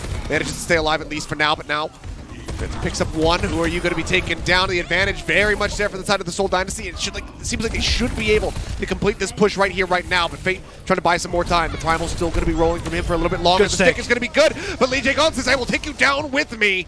The bloodthirsty support, he doesn't care if he gives his life for it. As long as he gets the kill, he's going to be satisfied. He gets that elimination on the Prophet, and that is enough for the Dynasty to say, okay, we have to disengage. But there's 10 seconds remaining, so they have to go back in. Smurf survived the entire time, so they survive against Lips. Nano Visor, well, just a Visor even, because Smurf took the brunt of the damage, doesn't go down. Here we go again, though. That Prophet self-death from the push bomb ends up being pretty big. And oh no, you're right. The boop is absolutely beautiful. Smurf tries to leap in. They say no. Lee Jae-gon denies him access. And even if they could get to the cart there, the Dragon Blade was just pulled from Who Are You. There's no support ultimates to work with there to try to survive that. So who knows what could have happened. But that is great gatekeeping from Lee Jae-gon. He shuts that down. And even, again, you go back to Lee Jae-gon's conversation here, he shut down 2 things. He shuts down the touch, but he also, again, kills Prophet with his own pulse bombs. It's a 1-for-1 trade. And as we start to head to OT, the payload positioning is so far forward that now the defensive team of Shanghai Dragons actually have a respawn advantage, especially in the OT. So we're looking at a situation where, despite Seoul kind of winning the fight, they reset at about 15 seconds remaining. Which sucks. You don't want to have to do that, but they had to. You see all these Shanghai members coming back to respawn, and that's one of the biggest Shanghai-isms that we have in this sort of matchup where you just have, we'll see this boop again, by the way, which will be the final boop coming in it, which is that even when you're winning against Shanghai, are you really winning? Because it still feels like you're losing. It still feels like you haven't quite done enough, and Shanghai somehow still win when they're losing. Well, Wonderfully done there. And you can see through that replay the communication coming through. Lee Jae-gon, he's moving up to the high ground, getting ready to have that very same boop versus Smurf. The call comes in that he's approaching through the underpass. He rotates down, gets the boop off, stops the touch. Wonderfully and perfectly done. Is it the lineup from Creative? It actually does end up connecting through it. I think a little bit late, but it seems like Who Are You still going to get clipped by it in the end. So no changes in terms of composition here. Prophet still staying on the Tracer. Tracer Soldier combo versus the Soldier Genji combo. And really, I think when you look at the Dragons lineup, that's kind of best across the board in terms of what they want to be playing. Maybe only for Izuyaki to go to Zen will be a slight improvement in terms of what he would prefer to play. See how this attack goes, though. Noticeably, Lip has been outpacing Fitz, but Fitz gets to defend his position here, where he gets you would imagine, superior line of sight. Well, for now, Lip is still ahead. Not by too much, but Prophet, I believe, actually getting slept out by Izuyaki. They get the quick pick. That's a big opening now for the side of the Dragons as they get ready to assault the point. Smurf on the flank, now going to be tagged low. Anteed out, he's dead. Who Are You scoops the kill. Lip finds Fitz. And that might just be point A here in near record time for the side of the Dragons. They'll start making their way forward. Creative taking a couple tags on the back end. Izuyaki just opened up the entire point. I don't know if it was a slink dart onto Prophet, but he certainly got the kill onto Prophet. Then the nade onto Smurf as well confirms that one. And really, when you have a team like this, everybody looks like a playmaker. Already one tick coming on through. Still waiting for first ultimate, but Izuyaki's way ahead of Creative now. Okay, good pressure on Lip. They managed to find that kill. Be a lot of damage now taken out of the fray, and as they get on top of Fate, it seems like the Dynasty may have just recovered this. Who Are You? Pressured out as well. Get some good damage down to Prophet, but he's got the recall to rely on. Who Are You? Cannot find the kill. Smurf will get him in the end. That's 2 minutes, 23 seconds now left for the Dragons. So you're going to need to see a fast nano play coming through from the Dragons here. Creative should be able to respond. So as long as the Seoul Dynasty can sort of take the initial brunt of the nano, they will be able to respond very quickly. Other ultimates are looking pretty even. Prophet with a pulse bomb is also pretty large here as well, because we can drag this point, fight towards the point where Prophet can do something with that. But he is actually looking for a backstab. Oh, he's sneaking, then he gets it. Yep, Izuyaki going to be taken out of the fray before he can use the nano. So just good time by as they look for some additional staggers. Hitting his head there on the top of the banister is Fate, but he will make it out safely. A good play to slow things down. I mean, that's going to buy a ton of time for Seoul Dynasty to get ultimates. Now they have nearly 4 ultimates in the bank. A couple still coming online for the Dragons soon. Okay, they've spotted Prophet. They've not just spotted, they killed him.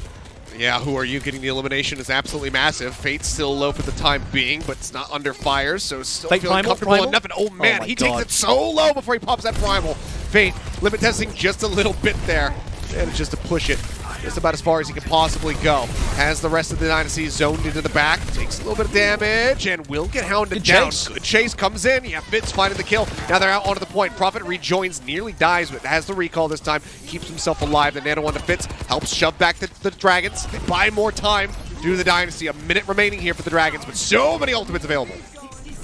That seemed like a weird play from the Dragons, because Fate had to, I guess he was forced to Primal, plays a Primal pretty deep. Shanghai starts to take positioning, but no further ultimates. They don't try nano play, they don't try nano visor, they don't try and get offensive at all. They had no actual kill pressure, so despite staying alive for a while, no ability to get frags. As Seoul Dynasty dragged the fight back towards the point, Lee Jae-gon could have sound barrier, we save Fate, then play the nano into one of your offensive abilities, and a fight can start for the Dragons. Instead, everyone just slowly dies. Fate dies, Lee Jae-gon dies, and Dragons reset. Okay, well, there's the nano. It's not going to go onto one of the offensive abilities. It's actually onto Fate yet again to just try to keep him alive. We didn't see it last time. This time, it does keep him in the fight. Second tick getting ready to come through here from the side of the Dragons. As the Dynasty can still try to play onto the point. Bionade goes down. Who Are You? And Fate going to be clipped by that. Now the sound barrier comes in. The attack are going to be layered in. The Dragons are throwing everything that they have no kills at this point to try to get some eliminations, to try to open it up. And so far, it has not bared any fruit for them. Fate instead is going to be the one who falls and gets traded out. Smurf will go down. Who Are You just dashing around, just trying to stay elusive, trying to find an opening kill, but so far has been unable to do so. Lee Jae-gon and Izuyaki under fire. Izuyaki falling lower and lower, but Lip turns his sights to the side, finds Creative. Now Fit's going to be eliminated. The Dragons might just be able to push through. They're looking for Vinhame. Who Are You's got him off the back of the damage there from Lip. Prophet going to be forced to recall. He tries to buy some more time, but Lip punches him in the mouth, puts him down on his rear, and the point cap will at last come through for the side of the Dragons. 2.5 minutes added to the time bank. Super winnable for Seoul, though, because we dragged that one into the OT. That's exactly the goal for Seoul. If you can't get the A-hold, you are going to go for the maximum time burnt off the clock, which is to push into the OT. And great plays by Smurf, I gotta say. You know, Smurf did the most that he could there. You see the dive coming on through from Fate and Who Are You? Smurf counter dives the opposing backline. Lip has to spend his entire visor just on a Smurf. We trade both tanks, and then in the neutral, that's when Lip and Who Are You win the fight overall for the Shanghai Dragons. Now, opportunity again. Nano online first for Creative. Iziaki trailing by 15. Smurf just playing up here, tucked away in the high ground, poking and prodding where he can with these little zaps. Not getting too much and does get poked back in return. Cart starting to shift its way down to the other pass. Prophet moves forward, keeps it contested at least for the time being. Pulse bomb at the ready. He's going to dash forward. He's looking for a target. He's not going to be able to get it up. Maybe Lee Jae-gon was going to get clipped there in the end. He does not. Nanovisor goes through for Lip. He's looking for a target. The first one's going to be Fitz. Finds the elimination. Prophet making his exit as Smurf now is stuck in no man's land. Ends up falling down. This is a massive opening for the Dragons on the push. And they might get one more here there as well. Creative spotted. No way they let him get away. Surely, okay, they can't chase any further than that. Great job by Creative to stay alive.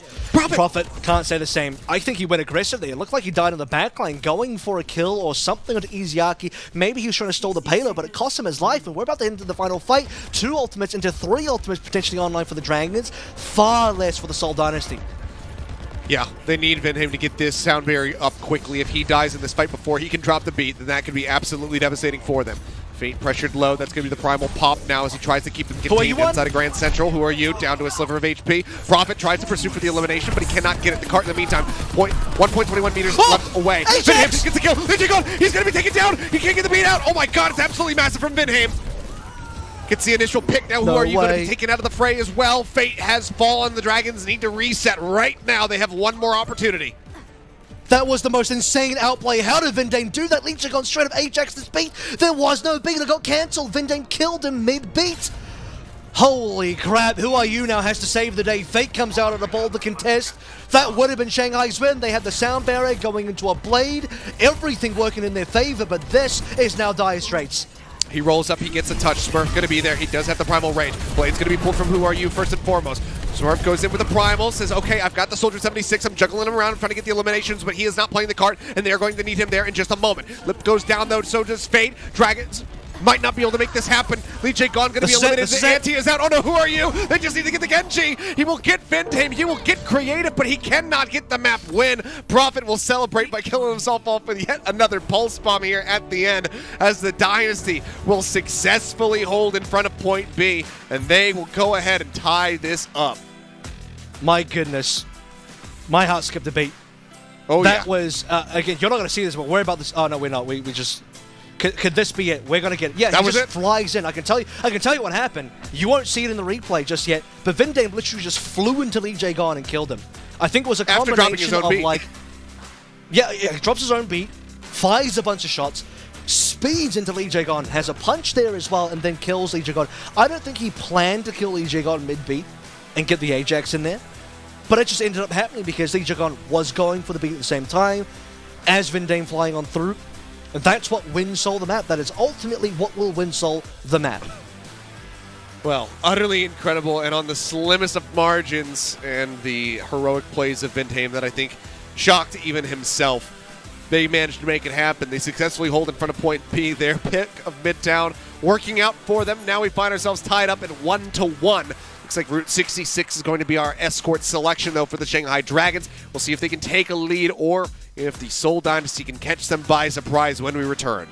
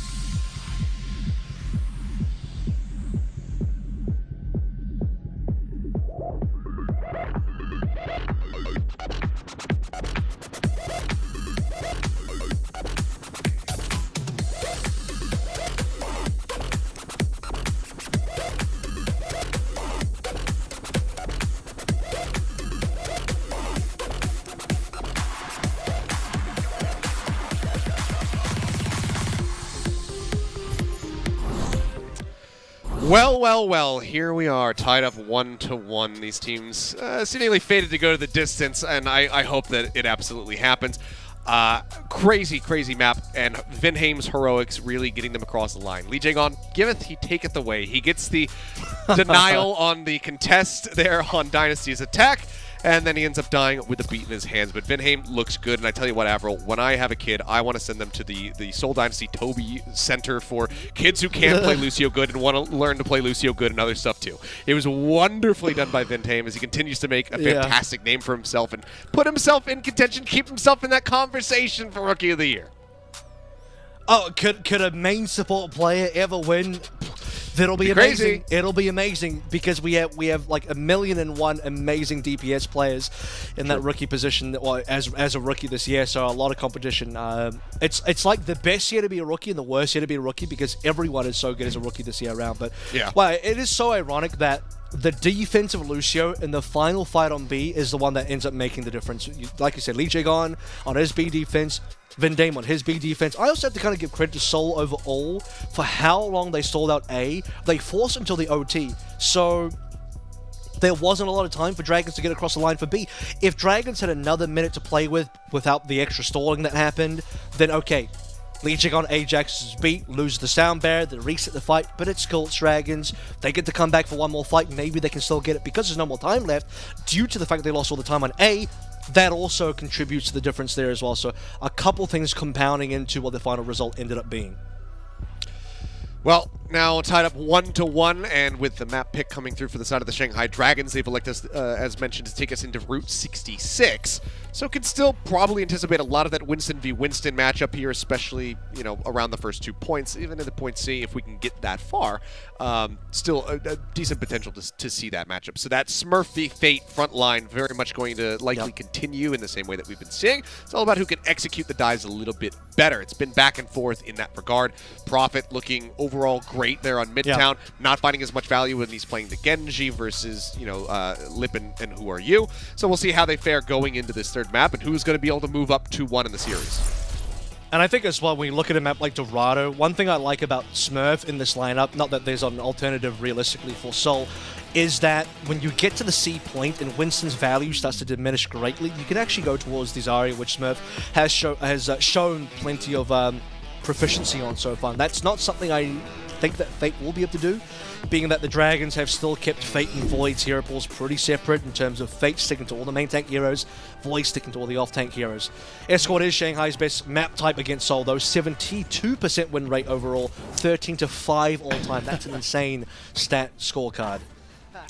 Yeah, and you have to kind of question how many of those 5 wins were against the 2018 Dragons, you know, for the side of the Seoul Dynasty. The 040, yeah. When did that kind of come to, you know, where did they accumulate those numbers from? Because something tells me that the more modern iteration of Dragons is where the lion's share of those wins came from, and the old version of the Dragons is where the majority of those losses came from. So if you kind of were to compartmentalize or disconnect the 2018 season, I think that looks like an even more dominating figure than the what it really shows in the overall perspective.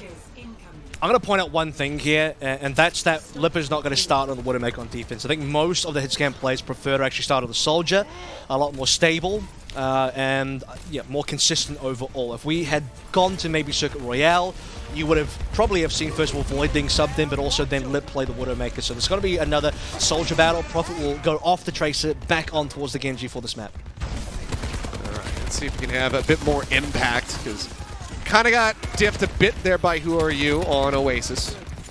Seemingly, though, the blood's been flowing now for the side of the Dynasty. Maybe just needed that initial map to try to wake up a bit. For now, the deflect is going to be used. Who Are You under a bit of fire, and Vinheim will go ahead and get that opening elimination. Lip again going to be taking a nap here on the high ground. There's the dive, there's the execution. Vinheim finds the final blow yet again, and now Fate will fall, and that is basically cracked open point A here for the side of the Dynasty. And currently, Vinheim has the most final blows for Seoul at this exact moment in time. So if we just pause and freeze here in the game right now, Vinheim currently has the most final blows in the entire server. So it opens up on both Lip and Who Are You. Just let your Lucio get the 2 frags on the the star DPS players and Dragons. It just happens.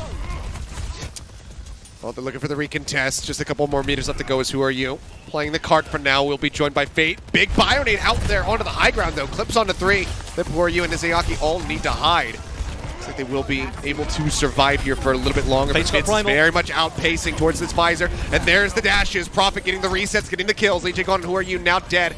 Now he moves up to the high ground looking to further contest as the cart will get capped. And it's just shy of 5 minutes remaining here for the side of the Dynasty on this push. Lip going down late here as well by, you know, still being in a position to be dived. Although I think, to be fair, he probably wasn't going to run far enough away to get out at that stage. But you can see the sort of flowchart there. Shanghai Dragons, they got triple or quadruple bionated. Most of them had to hide. Fate built up a primal in the same time, so he ends up primaling, but 2 members go down anyway. Had members from Shanghai Dragons survived, they could actually use the Fate primal to maybe either A, force ultimates from Seoul, or B, even turn the fight around and win.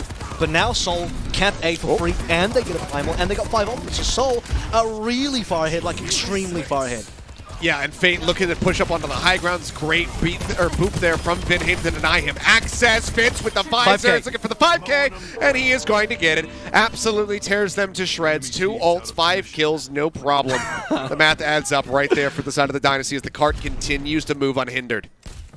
I love the emote as well because, you know, once you get the ace, you got to do the emote. Lip's done it when he's got the ace as well. Fitz is like, it's definitely my turn. Also, Fitz is like, yeah, we're not going to let Vinhaim, the main support leadership player, have the most final blows. It's got to be the soldier, you know, soldier. The DPS has to be the star, you know what I'm saying? So, here we go. Blades available now. Ultimate's starting to come online for the Dragons. Finally, that sleep, in the final not hour. Not going to connect. Smurf's still going to be sit for now. They put that sleep dart on cooldown. Primal going to be popped as he just shoves them back into the interior. Cart just 1.79 meters left to go. The beat going to be coming through second for the side of Vinhaim, and Prophet gets a 2-for-1 special with the blade. He looks for a 3rd kill. Lip will cut him down with the Helix Rockets, but the damage is done. Lip is the only one limping away from the fight. It's 4:45 moving into the garage, and Lip dies at the back end, so there's some further stagger. I feel like we're watching a different team now. Like the Dragons that just won previous maps, they're not here currently. You know, you knock on the door, no one's currently home. There's a total of 1 final blow from the entire Dragon squad, and that's on Lip so far, this entire defense. So that's got to change pretty quick snap. 18 final blows total for Seoul Dynasty. It's been a complete roll through. Dynasty have barely had to do too much. Who Are You finally getting some kills? Yeah, finally getting his hands put to work here. He'll come up with 4 kills for himself. Yeah, very nicely done. Off the back of just basically, you know, Nano being invested. You know what? So they will stop the cart, but it's still 4 minutes to chew through. It will be the most Seoul and Dragons thing in the world right now if Dragons actually complete a hold on to C despite there being 4 minutes. That would be the most classic Dragons thing. You get rolled on A and B, but you somehow just still win. Even when you're losing, you're winning. That's the Dragons' MO. But Seoul give themselves a brilliant opportunity here to actually finish capping with a good time back. Okay, the blade's going to be pulled, but there's nobody really playing forward, and I don't think Who Are You wants to go that deep in. Bionade will go through clips onto Vinhaim, and it helps keep Who Are You alive, but otherwise the blade is not going to find too much other than to zone back the members of the Dynasty, so they'll say, cool, glad you used that, thank you so much. Good disengage. That's what you want to see. Anti down on the Fate, they're going to try to force the Primal, they will be able to do so. The Sleep Dart not going to connect, so now they have to deal with the Raging Monkey. Scientist, sorry. Is at the ready. Not pulling the trigger on it yet. Instead, counter dive comes back through. Fate going in a bit too deep, but Izayaki will manage to find Vinhaim, and Who Are You gets on top of Creative, so that's the support side of the fight. So even though they lose out on Fate, they still manage to trade up. I think that's great because, you know, Fate will give his life away, but the rest of the divers from Shanghai Dragons will connect anyway. You can see from Seoul's POV, their game plan is, all right, we will receive Fate, this Primal will end, we'll deal with him, and when that's done, we're going to go back in and play our ultimates, namely the Nano Visor here. But they didn't expect the Who Are You flank as well, coming from the right side, from deep in his POV. That gets to kill the Creative, and Dame's already dead, and suddenly the fight's over. They start making their way in, Fate having to leap out.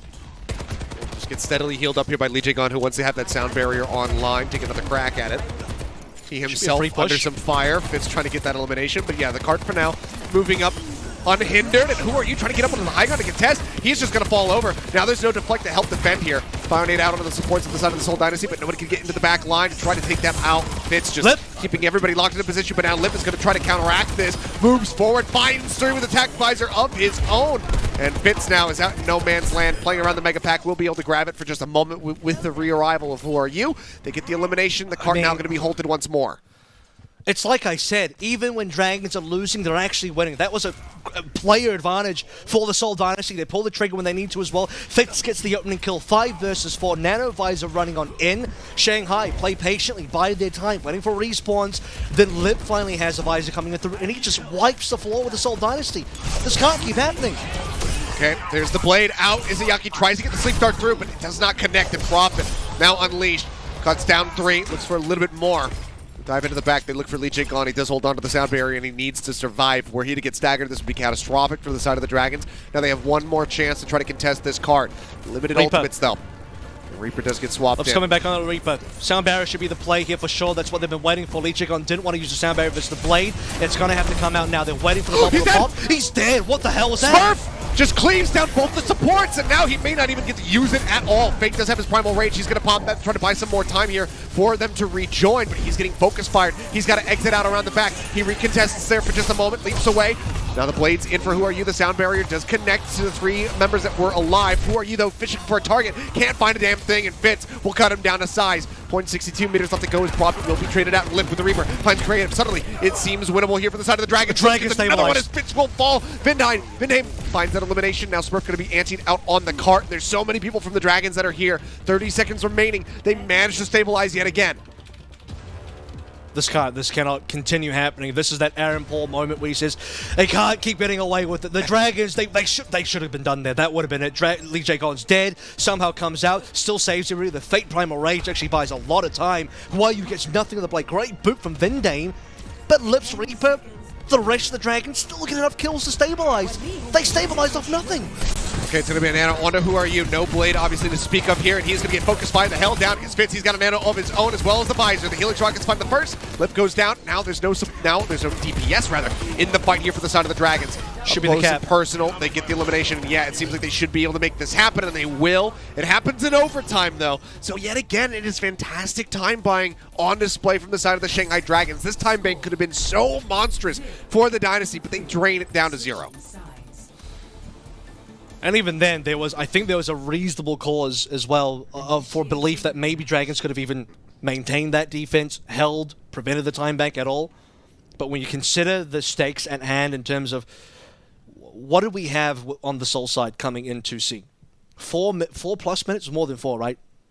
A lot of ultimates in the bank, and it still ends up being Shanghai Dragons pulling it down to in overtime.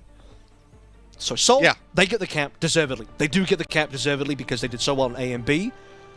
But almost none of that transferred onto C. Like, that was a massive reset.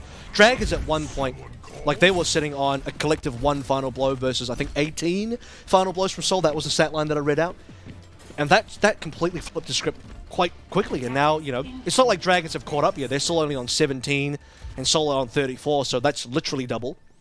But for how difficult that was, Dragons seem to, like, turn on and off that heat just with a light switch. Just boom, instantly. C defense looking pretty good. So if they can start now, if they can start the attack now with, you know, some fire in the belly to begin with instead of kind of having to find that towards the end, Dragons can cap. And the scary part is if they cap with any sort of time bank, they've actually had a more successful attack than the Seoul Dynasty, who walked through A and B with no issues. Well, they get greeted by an anti-nade as the door is open to the diner. Creative just getting as much of a lead as he possibly can, but Izayaki's already very quickly caught back up. Cart now going to be brought around as no one can really play forward on this corner. Just wait for them to just go ahead and crest around the side. Lip going to reposition, moves down to the low ground here along the ledge.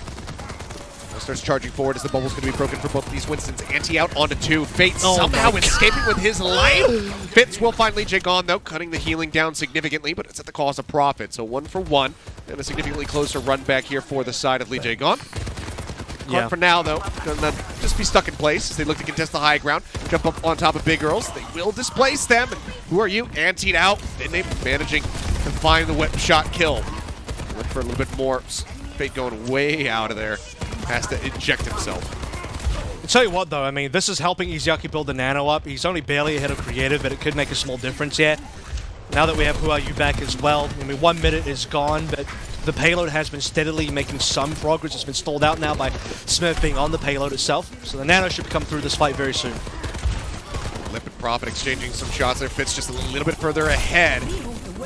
With the Fitz, I should say. A little bit ahead. Nanobo's going to be used on a Who Are You, but now Fate in a bad spot, falling lower and lower. Doesn't have a Primal to try to bail himself out. Pulse bomb from Prophet. Not going to find anything. Not quite sure who he was sending that one at. Either way, doesn't find a stick, doesn't find a Pulsing his kill. own Fate teammate. still somehow, still alive. He's trying to maybe deny them jumping on top of the Winston. Says, well, you'll die if you try to go for it. But either way, Vinham going to be taken out. It's at the cost of 2, though. Who Are You and Fate both have fallen. Lip not finding too much value here with this tack visor. Has to drop back down to the low ground there.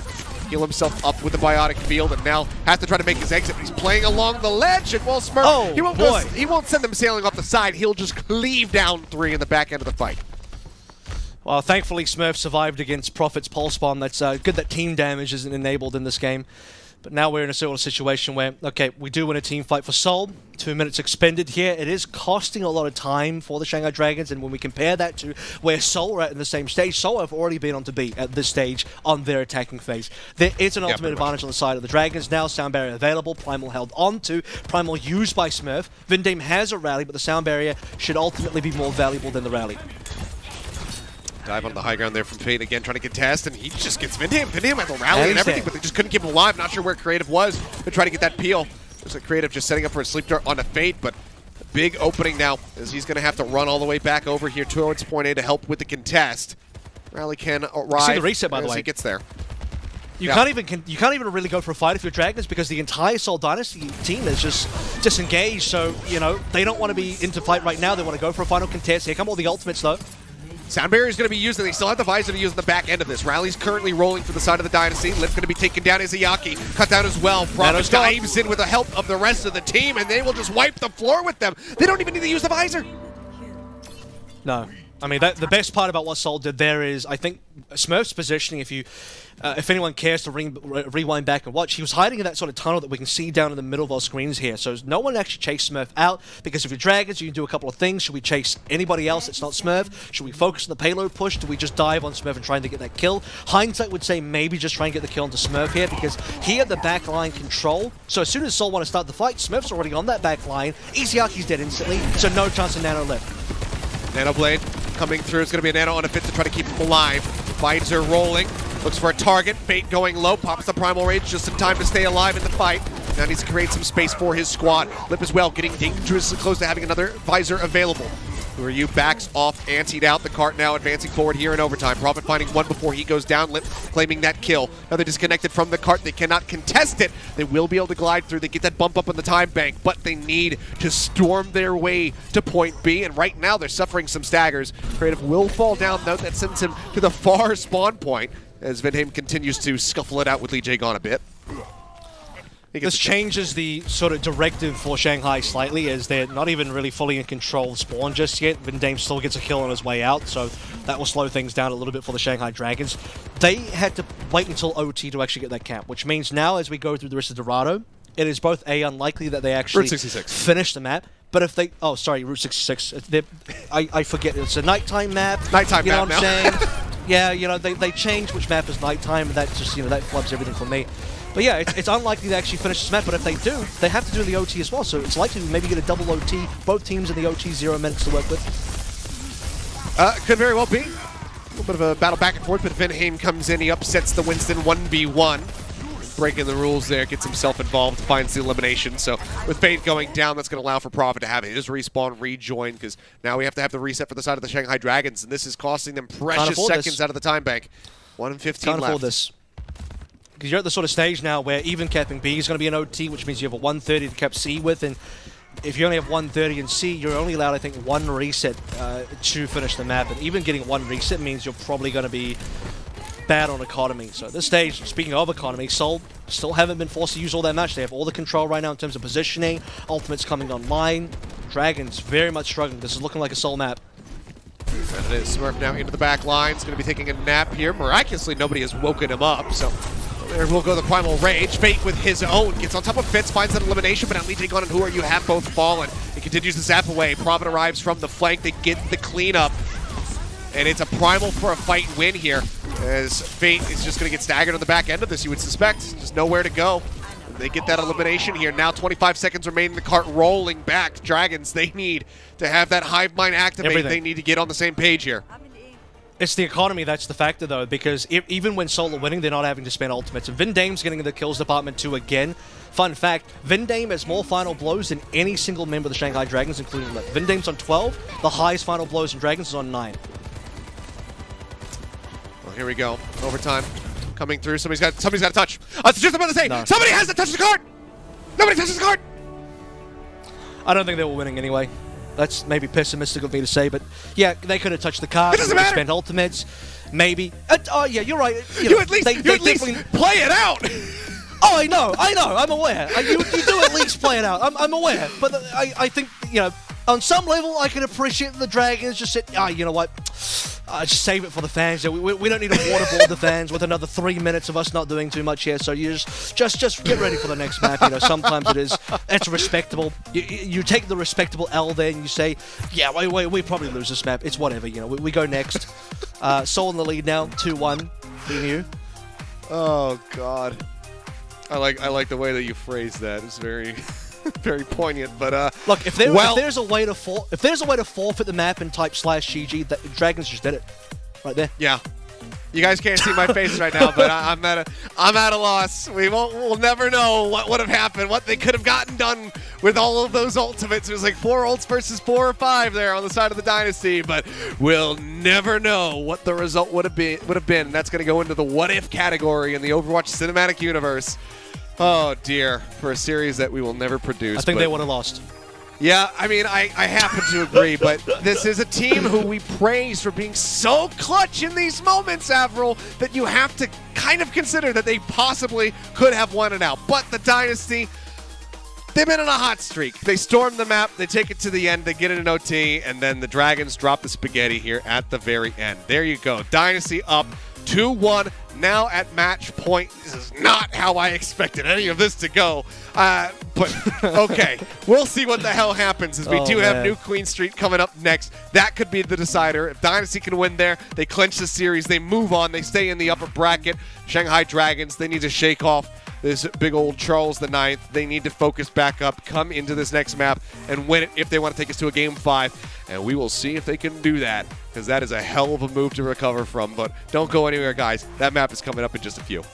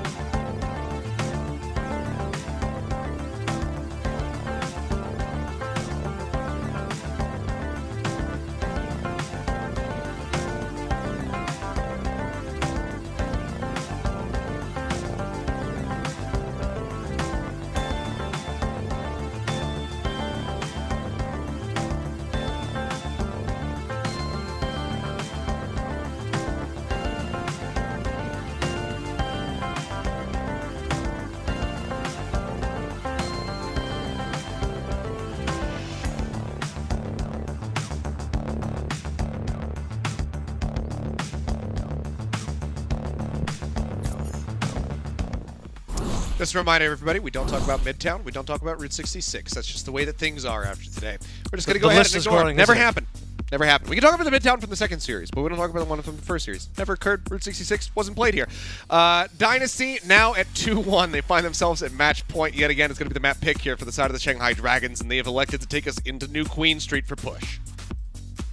And as a reminder as well, the last time these two teams met, this is actually where the series ended, 3-1 for Dragons. It was on Coliseum, and we had probably one of the best comebacks on a push map ever seen, where, just to go through it very briefly, what was it, like, 2 people died, Lip and Iziaki died, Lee Jae Gon taxis 2 of them back to the point, and then they kind of clutch it out as a 5-man unit again, despite being down what is effectively 3 plays when Lee Jae Gon has to go back to spawn and they're pushing into enemy territory. So one of the craziest comebacks on a push map, a map that isn't super favored for comebacks, but the Dragons did it anyway. So we're going to New Queen Street, not Coliseum. That is going to be the map choice of the Shanghai Dragons, and I do wonder, look, we're going to see more of those kind of clutch moments coming on through. I think Dorado was not Dorado, again, the night maps are throwing me off here. Route 66 is a big outlier for the Dragons' performance. That was not a good performance from Dragons at all. Seoul deservedly won that one. C9 or not, I mean, Seoul were definitely ahead in all metrics, so Seoul, I would say, demolished Shanghai Dragons on Route 66 and now look firmly in the lead to maybe clean this one up. It would be a 3-1 after Dragons have gotten their 3-1 win, but it is the Dragons, and maybe they can still make that comeback. It would be a major reversal, and one that I think that even the Seoul Dynasty fans didn't necessarily think was going to happen. Because this team, the Dragons have for a very long time kind of been the kryptonite of the Seoul Dynasty when they are looking hot, when it does seem like they are the best ones in the region. And when it seems like they should be able to best the Dragons, they often can't quite get it done versus this squad. So this could be a huge pickup for the side of the Seoul Dynasty, is, again, this keeps them in the upper bracket if they can close it out right here, right now. And given that they would go up against the Fusion, while the Fusion have been looking better in their last few series, they can already say, like, well, we comfortably bested them. We swept them 3-0, so we should be able to really understand the tendencies of this team and potentially make our way into that grand final of the kickoff clash. We'll just have to wait and see, though, because they still will have their work cut out for them. The Dragons, if nothing else, while they do have these Shang 9s from time to time, have proven that they are a team that can kind of shake off those little mistakes. They can refocus back in map over map. So we'll see if they can do it here. We'll see if the Hive Mind can make its return, or if the Dynasty will just be able to get that 3-1 in reply from last week's matchup. We've seen Dragons down in this kind of position before. They had the reverse sweep against the Guangzhou Charge in the regular season. We've seen them in positions where they're down 2-1. I think Valiant were up 2-1 against them. Tragically, the Valiant couldn't close that one out. That is the Valiant, though. Seoul's a different type of beast, right? Seoul is definitely a team that's capable of closing out the series, and that would be what you would expect here. It would be quite tragic for Seoul to not be able to get a 3-1 victory or even a 3-2 victory, but Dragons will have to do it with a couple of substitutions. So Void coming in for the push map. As you'd probably expect, Zarya pretty damn good here. Flitter to come in to play the Reaper. He's hovering the Genji, but most likely will be the Reaper, because if you wanted to play the Genji, you would have kept Ryu in.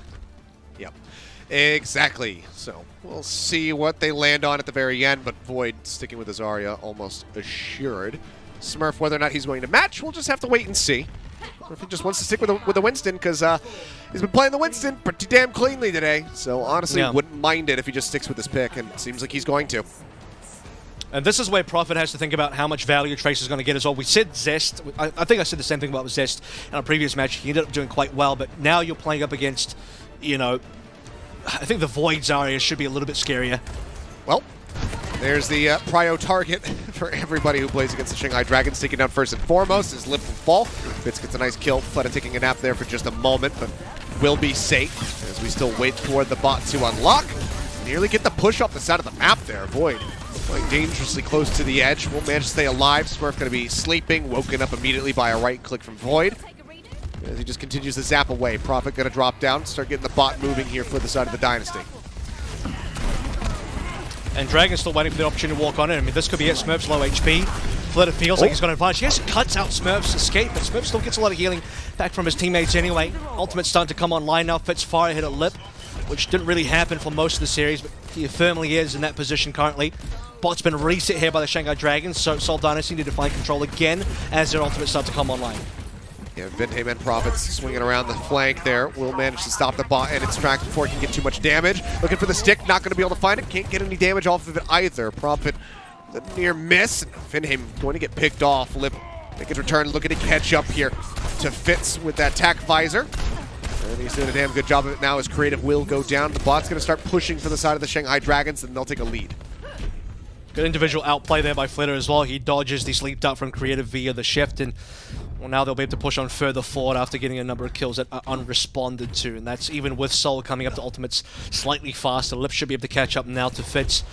Namino Visor on both ends will be pretty scary. I mean, as Flitter gets towards Death Blossom as well, we saw what Alpha E did last time is in the previous matchup, looking for those flanks to get those Death Blossoms in. Unless Vindham Creative can shut it down, it will be pretty deadly.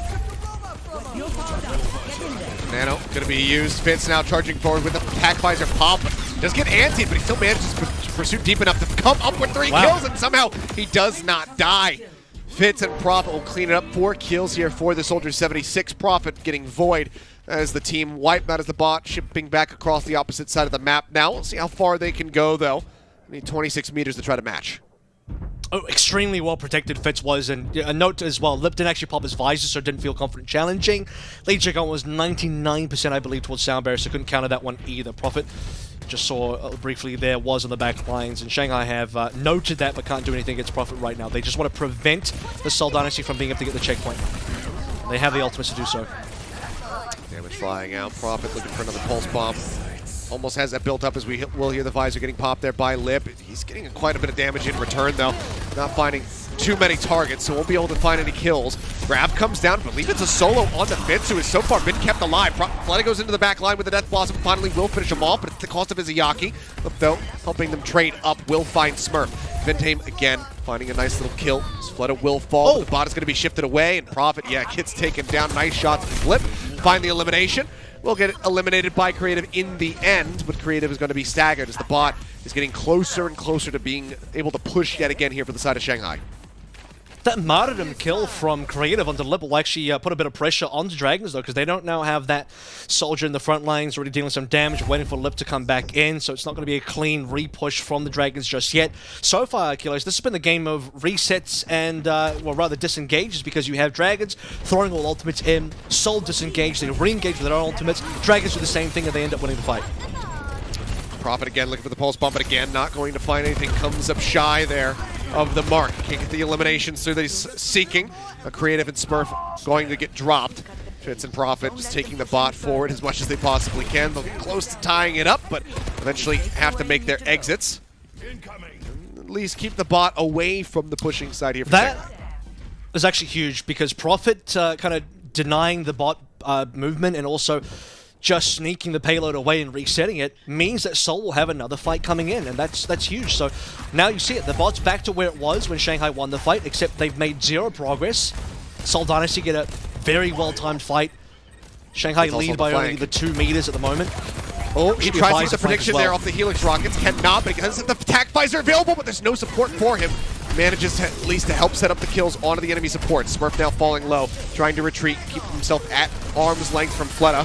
Manages to stay alive, but Vindham now is going to get dropped. So 1 support out of the fight here for the side of the Dynasty as they try to win out this fight. Bot shifted back here in Dynasty's favor, as Void will just go ahead and grab it up for themselves yet again. 3 minutes now remaining. No team's taken any sort of serious lead. It's rare that you see a game being so close that 36 meters is currently the maximum lead that we do have, with Fitz over Lip in this particular fight. So Dynasty looking at another 5v4. There's been no ultimate response so far by Dragons, so they'll be looking for a reset here, especially so with Fleta down. Yeah, Profit with a nice kill. And a Void now quite far forward. It's going to end up getting dropped. It's going to be a reset on his energy. Still going to be 20% away or so from that Graviton Surge. Bot moving up. They should be able to get some distance and take the lead here, should the Seoul Dynasty. Just about how far can they go is the question. It's the Void kill. I think that made the difference there. Void, unfortunately, not fast enough to get away. It's a Zarya, not a Winston, can't leap. Yeah. So it's going to be a late contest coming through from the Dragons. And like you said, reset energy on the Zarya really does hurt. Although I don't think Void's really had a lot of energy anyway. You're mostly using the bubbles to enable Fleta and Lip. But you'd love to also do some of your own damage, as most of the ultimates are online now for the Dragons. They have to be looking for a fight with here, or at least make it costly to Seoul. Yeah, if you can have that triple threat, it would be huge. Fleta, though, being one of them, goes ahead, drops the Death Blossom, will find Fitz. Takes him out of the equation pretty early on here as Lip spotting Venheim up here on the high ground narrowly. This is the opportunity to get that elimination, so Venheim will live to fight another day. But for now, the Dynasty, they're kind of contented there. They say, okay, let's pull back, let's reset. We've got the lead, and let's just go ahead and fight them before they can contest the push again. You can see how both teams are very concerned about economy here. Neither team wants to overcommit.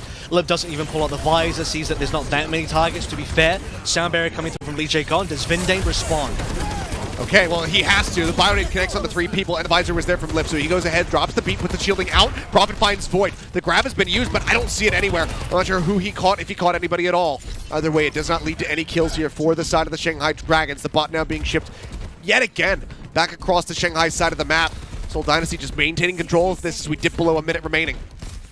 It looked like Smurf maybe got caught in the grab there, as you'd expect. No solo grab onto the Winston is probably what you're going to get in the most of times. Smurf went down to 1, didn't actually die. And that's the critical thing. We didn't actually get a trade there. Void dies.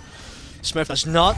One ultimate still on the field here. It is Fitz. We're heading towards the OT, and I mean, it's not a big lead, but Seoul do have the lead. And as we saw in the previous game, you only need a little bit of a lead to actually get the win here, even over the smallest margins. And currently, Shanghai need to charge up something. They're way too far behind in economy.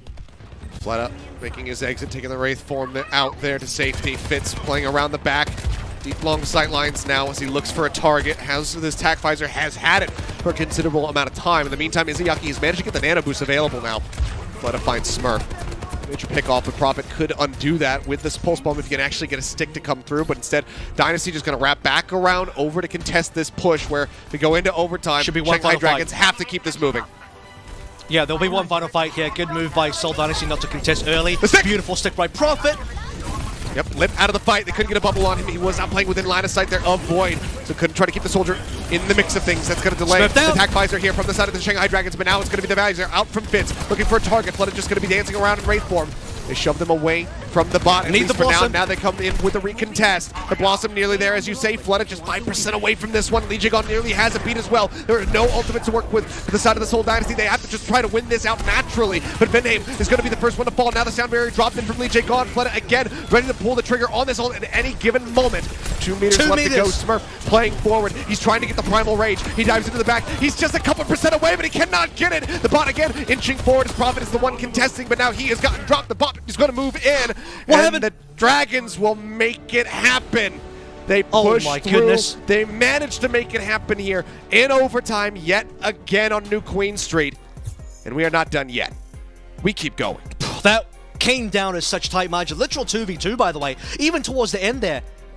Wasn't entirely sure. Was it Dragons that stepped off? Was it Seoul that couldn't contest? Indeed, it was Seoul that could not contest. Dragons, they nailed it. And I don't even think we end up seeing the Death Blossom just hiding that trump card up the sleeve the entire way through. Use it at the end to celebrate. Using it to finish. Yeah, well, that's the thing. It's a celebration, Death Blossom at the end, because you didn't need it. Lip, finish things off. And this is what I'm talking about, where Seoul Dynasty, 5 versus 4. Pulse bomb onto Lip in the final fight. The most important member of the Dragons, the highest damage dealing member, easily probably the best player on that team, and maybe across both teams, taken down straight away. It's not any just 5v4, it's the 5v4 with the best player gone. And still the Dragons clutch that one out. So when I say Dragons are winning when they're losing, that's what I'm talking about. They're down members, they should be losing fights, and yet they still clutch. That kill to Smurf was everything that Dragons needed to turn things around. And again, it just reaffirms why it's so frustrating to see them not be able to contest that card on Route 66, because they can pull rabbits out of their hat. They can make these fights go their way when it seems like the deck is stacked against them. But they had those ults on the way. They crucially build them up during the fight. It buys them enough time, and even with that 2v2 there at the end, deny Smurf from buying enough time, from staying alive long enough to get the Primal. Because I think if Smurf gets that Primal up, obviously the longer the overtime goes, the faster it's going to drop. He can just beat and bat them away from that bot. They don't give him the opportunity to do so. So the Shanghai Dragons, they keep moving forward. It was always fated to go to Game 5 here, as we are in a tournament now, and it's going to be coming up in just a few minutes. Seoul Dynasty, they have their map pick here for the end. Control, it looks like it's going to be Lijiang Tower. So that's coming up in just a few minutes, guys. Don't go anywhere, because this ending is bound to be explosive.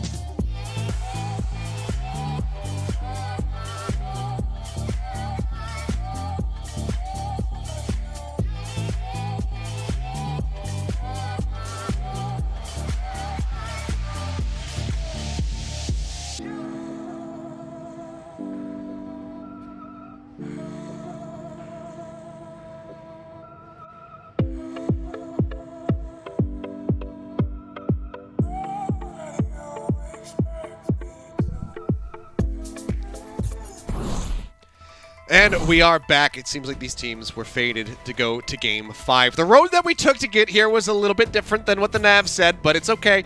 We're arriving at our destination. Lijiang Tower to decide it. Oh, yeah, we took the scenic road. We took some back roads. There was no signs. We weren't sure if we were going the right direction, but we got there in the end. Lijiang Tower to decide it all between these two squads, guys. Whichever team you're cheering for, whether it's the Dragons, the Dynasty, or if you don't have a horse in this race, if you just want to cheer for somebody, give them your energy in the chat. Because both teams need it right now. But yes, we as viewers, no matter what, win in this scenario, no matter who you're backing here, because this is some entertaining action between these two squads, vying for a spot to play against Fusion in the next round of the tournament. My goodness, I mean, wasn't that push map of New Queen Street, I think, is the most quintessential Dragons we refuse to lose map I think I've seen so far this season. And we've seen some Dragons refusing to lose moments, but that is by far it. They had no business winning that last fight. Seriously. That and the Icon Vault 0.05 contest. Those are the two for sure. Oh, that was okay. Maybe that. And it happens against Seoul. It's always against Seoul. What's going on here? Yeah, Seoul they just refuse to lose, unless it's Route 66, in which they choose to lose. But again, we don't talk about Route 66. I'm breaking my own rules. I choose that narrative. Maybe, look, I don't know. Whatever. I heavily doubt they were going to win Route 66 from that far behind, but we're way past that now. Seoul deserved that win. They play phenomenally better. A and B was solid from them. They got the cap. Whatever. I was about to say Lijiang Tower, but really it is Lijiang Tower. We're going to Lijiang Tower. That's Dynasty's choice as well, by the way. Yeah. Which interests me greatly. This is a bold one, because we have seen him and the rest of the team just completely take over this map, but again, one of those things where Dynasty probably thinking, like, we know your play style on this map, we know what to anticipate from you, and we think that we can outdo it. We'll find out as we do get loaded up into this fifth and final game. Control Lijiang Tower to decide it all. It looks like we're going to be kicking things off on Gardens this time around, as opposed to Garden on Oasis. See, that's the difference, right? You can call submaps the same thing, but the extra plural there just makes all the difference. So it does. You know, just like how a lot of people say Command Center instead of Control Center. It's Control Center. Learn it. Learn your map names, fools. Command Center is that thing that we had on the other streaming platform back in the day, where you get to see the different POVs in the top down. It's true. But, you know, maybe one day we'll get the Control Centers. How about the night markets? It's like more than one market. No one's home during those night markets anyway. It's day market now. Let's see what compositions we're going to get. So Fate's back in, Huayu's back in. Genji, Winston, Dive, pretty standard. I think the thing that will interest me the most is when we get to Control Center. If we get to Control Center, if it is the next map or not. Do we stay on the Winston? Are we going to the Ryan? Because I think Fate's kind of shown that. Smith's shown a little bit of that. We're not going to find that out just yet. The other thing that's quite interesting is that other teams would probably offer to maybe go Echo here. These two teams not playing Echo. None of that. Yeah, Fate, okay, yeah, he's just dead. He leapt in. There was no peel whatsoever. No healing for him. And he ends up dying. Smurf will get traded on the back end, but yeah, Vinham with a nice boop finds a third kill as they chase forward to get Izayaki for a fourth. So very much handedly winning the initial fight yet again here on Control are the Seoul Dynasty. This will be nice for them to go ahead and lock down the point first and foremost. We'll see how the Dragons pilot the re-attack. There's a great shutdown coming through, right? I mean, you get Fate down, you knock Lip off the map as well. It's exactly what you need. Shanghai Dragons now looking for White Room control, as we'll just kind of flip the sides of the map in terms of who's got what. No one's really got a major lead in terms of ultimate charge yet. I mean, maybe Fitz over Lip, but Lip will surely catch up in a hot minute. No one's close to an ult, as tanks are taking a bunch of damage. Dive into the back yet again. Fate getting chunked out, makes his exit this time as Who Are You just plays forward, spamming out these right clicks looking for a target. Vinham trying to take him off the side of the map, he's unable to do so. He's still under fire, and he narrowly grabs the edge. Got the dash. Okay, never mind. Okay, playing on the slimmest of margins. Walking the tightrope there is Who Are You, but he manages to get his balance back. Prompt in the meantime to build up a pulse bomb, and he puts it right into Fate's mouth. It detonates, he goes down. Izayaki now out of the fight. It seems like the Dynasty, despite losing the point there for just a moment, and the Dragons taking the lead, will just regain it. It also Dragons split their sort of focus as well, right? You see Who Are You going towards the dojo, the rest of the Dragons still playing around White Room. So as long as you keep Who Are You out of the fight, who had to use cooldowns, double jumps, wall climb just to keep himself alive from running off the map, the rest of Seoul Dynasty can focus on the Dragons still kind of caught, coming on towards the point. Lip once again can't find enough value. Ultimate's coming online first for the Seoul Dynasty. Prophet with a stick as well. Everything going the way of the Seoul Dynasty so far. There it is, jumping to the back line. Nano now going to be thrown onto Fitz. He's going to pop the tack visors, looking for some targets here. So far hasn't found too much. Lip's going to pop his own visor. So now the Nano to go with it, but now he's going to be shielded up by that sound barrier from Lee Jae-gon, who pulled the trigger second, crucially.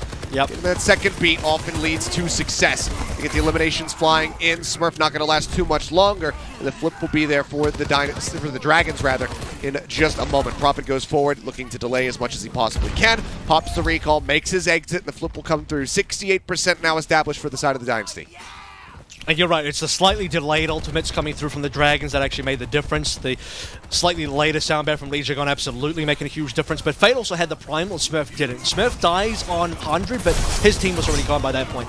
Oh, okay, who are you going in? Pops the blade, but was instantly antsy, and the focus fire is going to be great there from the side of the Dynasty. They only lose out on creative. They pick up 2 kills. Now they go back up at the point, look to contest this, look to get the flip, and maintain their lead. Prophet on the hunt, looking for another target that he can put this pulse bomb onto. It's also quite low. Rotates around the back, sees Who Are You, takes him dangerously low. And now with Lip falling, Who Are You again going to be pressured out. They can finally flip this back into their favor now, 70%. Back in control, back in the lead, you need to go ticking back. up. Need to see Genji again. I don't think this is going to be good for Who Are You at all.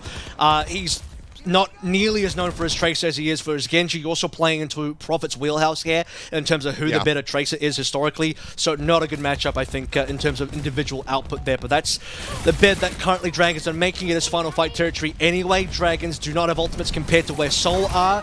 If Seoul don't flub this one, they should be able to get the point. Ticking up, 5% left to go now as we get ready to go into OT. Not going to be able to get the stick. Doesn't get too much damage on the Izayaki as well. Fate playing forward. Smurf going to be taking a nap in the back line with a Primal Rage pop. Now wakes up, turns his sights back over onto the members of the Dragons. And Fate will fall, as does Lip. The cleanup is coming through, and yeah, they have it in hand. Lee Jae-gon taking down a celebratory sound barrier here from Vintame as it's 100% to 60. The first round of Gardens going the way of the Dynasty. Just need one more. And what you're also seeing here stat-wise as well is that Fitz is actually performing above Lip now. I think for most of the series, Lip stats has looked above Fitz, even in cases, well, maybe minus the Route 66, we'll forget about that one, but the only other maps, Lip had been either competitive or above Fitz, and now, you know, on this Lee Jung Tower so far, on that Gardens map, Seoul Dynasty, they had the initial cap, they won the initial fight, Fate down early, Lip moved off the map, and it didn't feel like Seoul Dynasty were ever out of control. Even when they let the cap go for brief moments, they never really lost too much control there.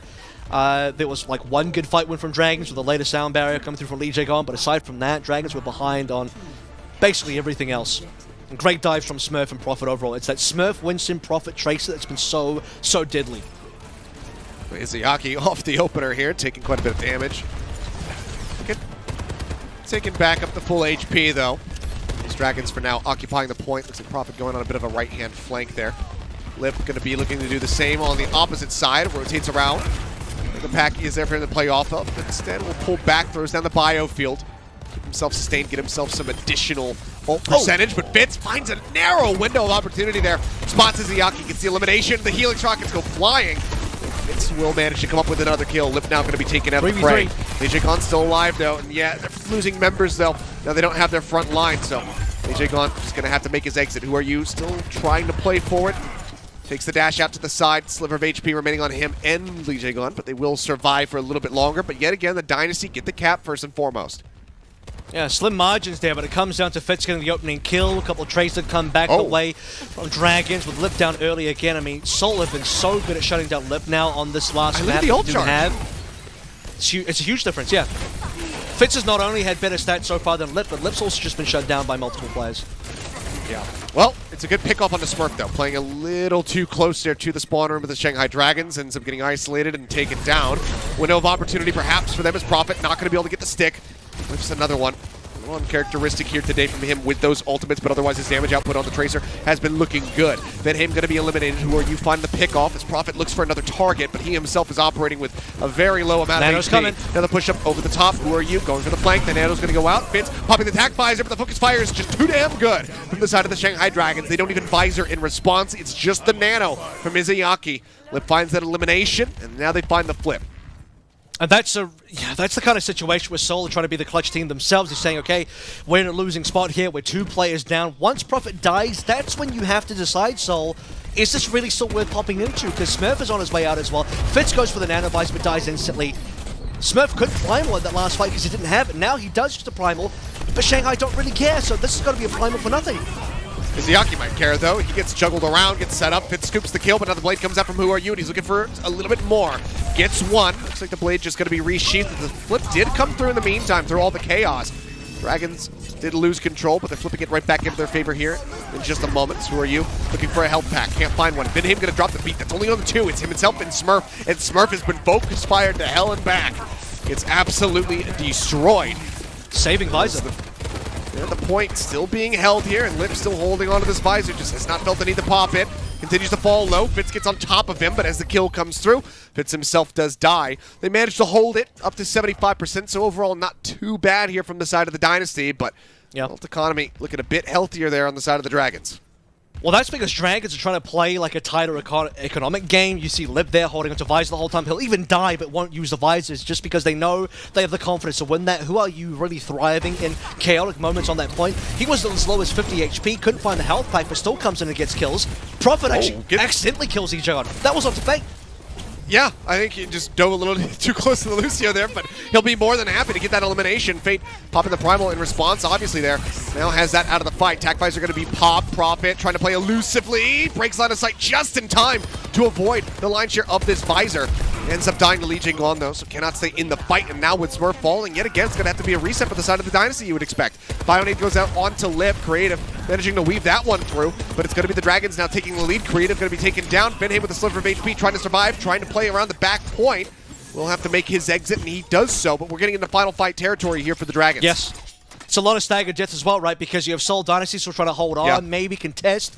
Players not going down there until quite late. Fitz still has a Visor available. Nano's coming online. They desperately need this Nano Visor to work. In fact, Fitz might just have to go for this before the Nano's available. There's no time. Someone has to touch. Yeah, first they got to get the touch, and they will manage to make it happen. Fitz falling low, and he's going to be eliminated. Lee Jae-gon comes around the corner like a bit of a jump scare. Gets the kill. The point being flipped now. Lee Jae-gon makes his way over, but he cannot deny that from coming through. So for now, the Dynasty are in control. That buys them a crucial amount of time, but Smurf is going to be dead. He cannot pop the Primal. He dies instantly. Now they dive in on top of Creative. I thought they finished him off there for just a moment, but now they will get the kills. Vindhame is taken down. It's Fitz and Prophet, the only ones alive, but can anyone touch the point? Fitz is the closest one. No, Prophet is. Comes in from the back lines, manages to get that tag. Visor's out. Fitz trying to buy some time, trying to find some targets. Falls low, ends up dying to his own Helix rocket. The pulse bomb from beyond the grave. Prophet will find Lip. Smurf returns. Primal Rage rolling. Gets his Izayaki. The blade is here from Who Are You. He's not going to be able to find a damn thing. Now he's looking for Creative. Can they actually make this work? The dash is still available. They got a beat. Gets himself back up onto the high ground. And yeah, they have a beat available, but do they even need it? Flip starting to come through. They win out the fight. The Dynasty managed to clutch it. A huge clutch coming on through. Both Creative and Vindhame dead. That was what Shanghai needed to win. They got rid of the Nano, they got rid of the beat, but they stalled long enough. They being Seoul Dynasty, Prophet coming in a touch, that Creative still gets a Nano. He had nothing else to use. He purposely Nanoed Vindhame because he was the only target. Now the beat is in. Lip got taken down upon entry. The Tac Visor not going to be in the fight. They need to try to buy some time here for him to rejoin. Smurf going to be taking a nap. Fate pops the Primal Rage, but he's going low. The beat comes in from Lee Jae-gon. They keep him alive. Lip now back alive, sprinting over towards the point. The Nano going to be used on the Fate to try to keep him in the fight.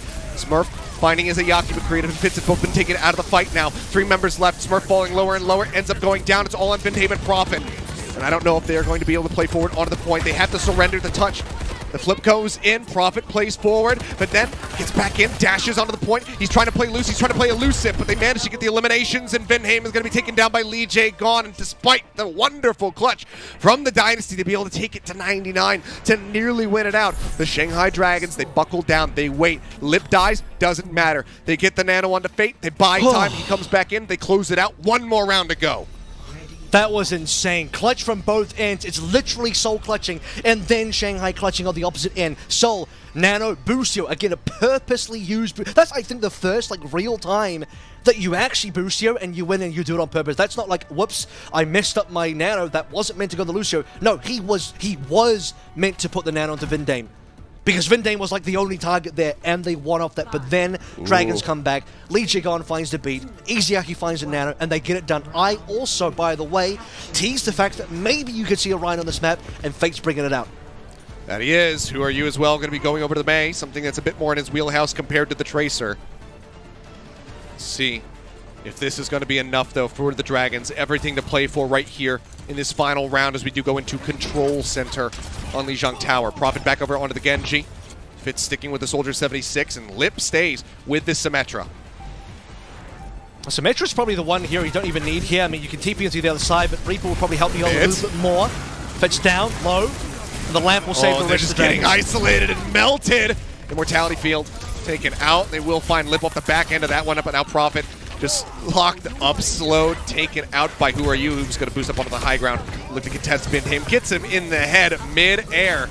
And it's a gorgeous look for the side of the Dragons to kick things off. They get the first cap. And there's the Reaper swap now coming through from Lip. They're definitely much better into the matchup that we have on hand. Question will be, how does Seoul Dynasty want to respond? No changes just yet. They need to land perfect. Bio nades coming through from Creative, but with 2 players down, I mean, this fight's a wash. Yep, now they have the pin. They're on to Profit. They're just pushing forward out into the spawn room. Smurf's got nowhere to go. He's going to die. It's extra stagger. Found the wall up to block Creative from getting himself to safety. And Dragons are making this point completely unassailable for the side of the Seoul Dynasty. They're exactly where they want to be, right? Because Dragons, they win a couple of fights in a row. They're now first ultimate. It's really easy to build these windows up as well on this composition. Window just comes straight out. And that it does. Buy as much time, keep them zoned out. Profit having the dash out. Breaks line of sight, to stay safe. Blizzard, though, is available now for Who Are You. They split up. I mean, they actually split off the Fate Ryan currently, so they need to regroup as 5 and find a fight with this Blizzard because they come out to ultimates that much quicker than where Seoul currently are. So we can see this one being dragged out quite significantly for the Dragons in terms of percentage points. Fitz on the flank, Venom on the wall, but he ends up just getting swatted. Fitz dies as well on the back end of that. It's just more time bought here for the side of the Dragons, and they don't really have to expend too much for it. Who Are You says, screw it, I'm just going to go ahead and use this Blizzard. We're winning so handedly. I'll just pop this, build another one if I need to. It's 75% now here for the Dragons. But I think they won the fight anyway. The problem with using the Blizzard here is you actually need to use the Blizzard as an alternate way to counter the Nano Blade. Yes, they do have a sound barrier, but you also need the sound barrier to get rid of the visor and counter the visor, right? The Blizzard is one of those perfect ultimates that puts Smurf and Profit in a weird spot. We are heading towards 90% now. The Shatter is the make or break. If we can land the Shatter for Dragons, they will have the map. Well, first is going to be the Primal, opened up from Smurf. Vindhame is dead. Who Are You gets the elimination. This barrier was just 1% away. Now the barrier comes in from Lijiang, denying the Blade from finding much value. Visor popped, the Shatter, it hits Fitz, and oh my god, it's a catastrophe. It's at 99%. Fitz is eliminated, Creative is gone. Smurf manages to find Who Are You, but they need so much more than that, and I don't know if they're going to be able to find it. The beat comes in from Vindhame. It's only onto him and Smurf, and they are both going to die. Vindhame trying to juggle around the center point of the map, but he cannot do it. They bring out the Rhine. We weren't sure if we were going to see it, and they absolutely pilot it to success. Unfortunately, a bit of a lackluster way to close out what was an incredibly close series, an incredibly close Lijiang Tower. But in the end, the Dynasty put their foot down. They say, no more shenanigans. We win here. Yeah, the Dragons coming on through. And the reason why I talked about the Rhine composition is because I think it is a serious threat on Control Center. Always has been, says the astronaut to the other astronaut with a gun. But at this point, I mean, yeah, the Rhine is seriously, like, you can see the kind of value, especially when it's kind of like, you know, a surprise pick as well. I'm not too sure if Seoul Dynasty expected it. I'm not too sure if Smurf expected it, but they see it. It's hard for them to play around it. They're not too sure exactly what they're doing there. Who Are You also doing huge damage? That was something that was a bit unexpected because, you know, you don't really think about Who Are You as like this insane May player, right? He's this Genji guy. He's played a bit of Trace in the past. I would actually say Doomfist is his other like signature here that he showed in the past, but the May comes in through huge damage, great picks.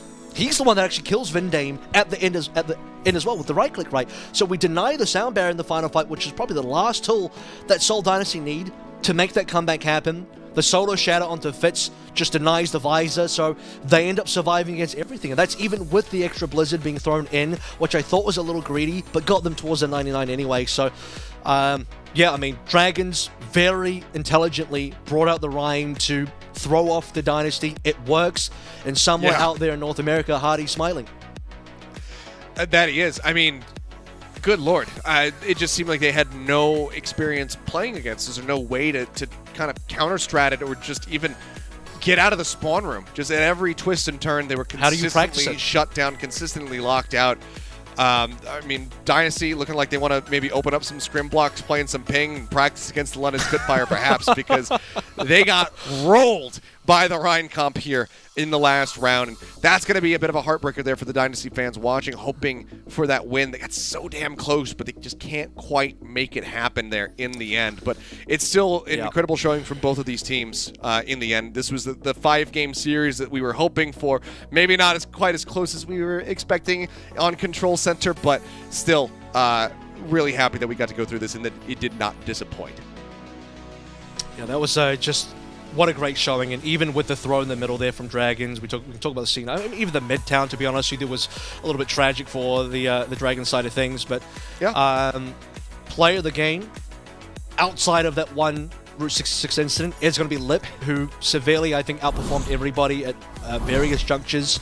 I think he started to, maybe on Lijiang Tower, not quite diff his opponents as much. I did note that Fitz was not only on par, but actually ahead of Lip. But for most of the early maps in the series, Lip was unbelievable. He was more than deadlifting at various points. I think I dropped a stat line somewhere on one of the early maps where Lip was like 8 out of 11 final blows at one point, and he still finished. Yeah.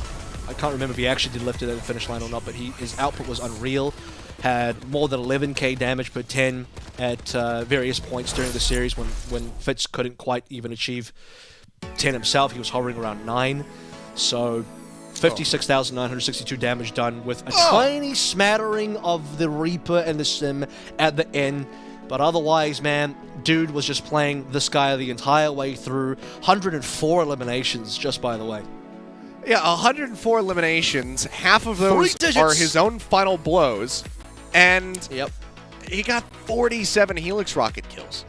It's utterly incredible from the side of Lip. I mean, yeah, it seemed like the Dynasty finally kind of started figuring out, like, oh, if we kill Lip, we can probably win the fight. That didn't quite happen for them as much, near the end there on Lijiang Tower, that night market. They get that early pick. That allows them to get that one clutch moment, but then as soon as Lippery arrives, he still has the visor. They're able to clean it up from there. It seems like they finally really got the targeting down onto the members of the Shanghai Dragons, but just wasn't quite enough. Lip's presence was definitely felt the whole way throughout.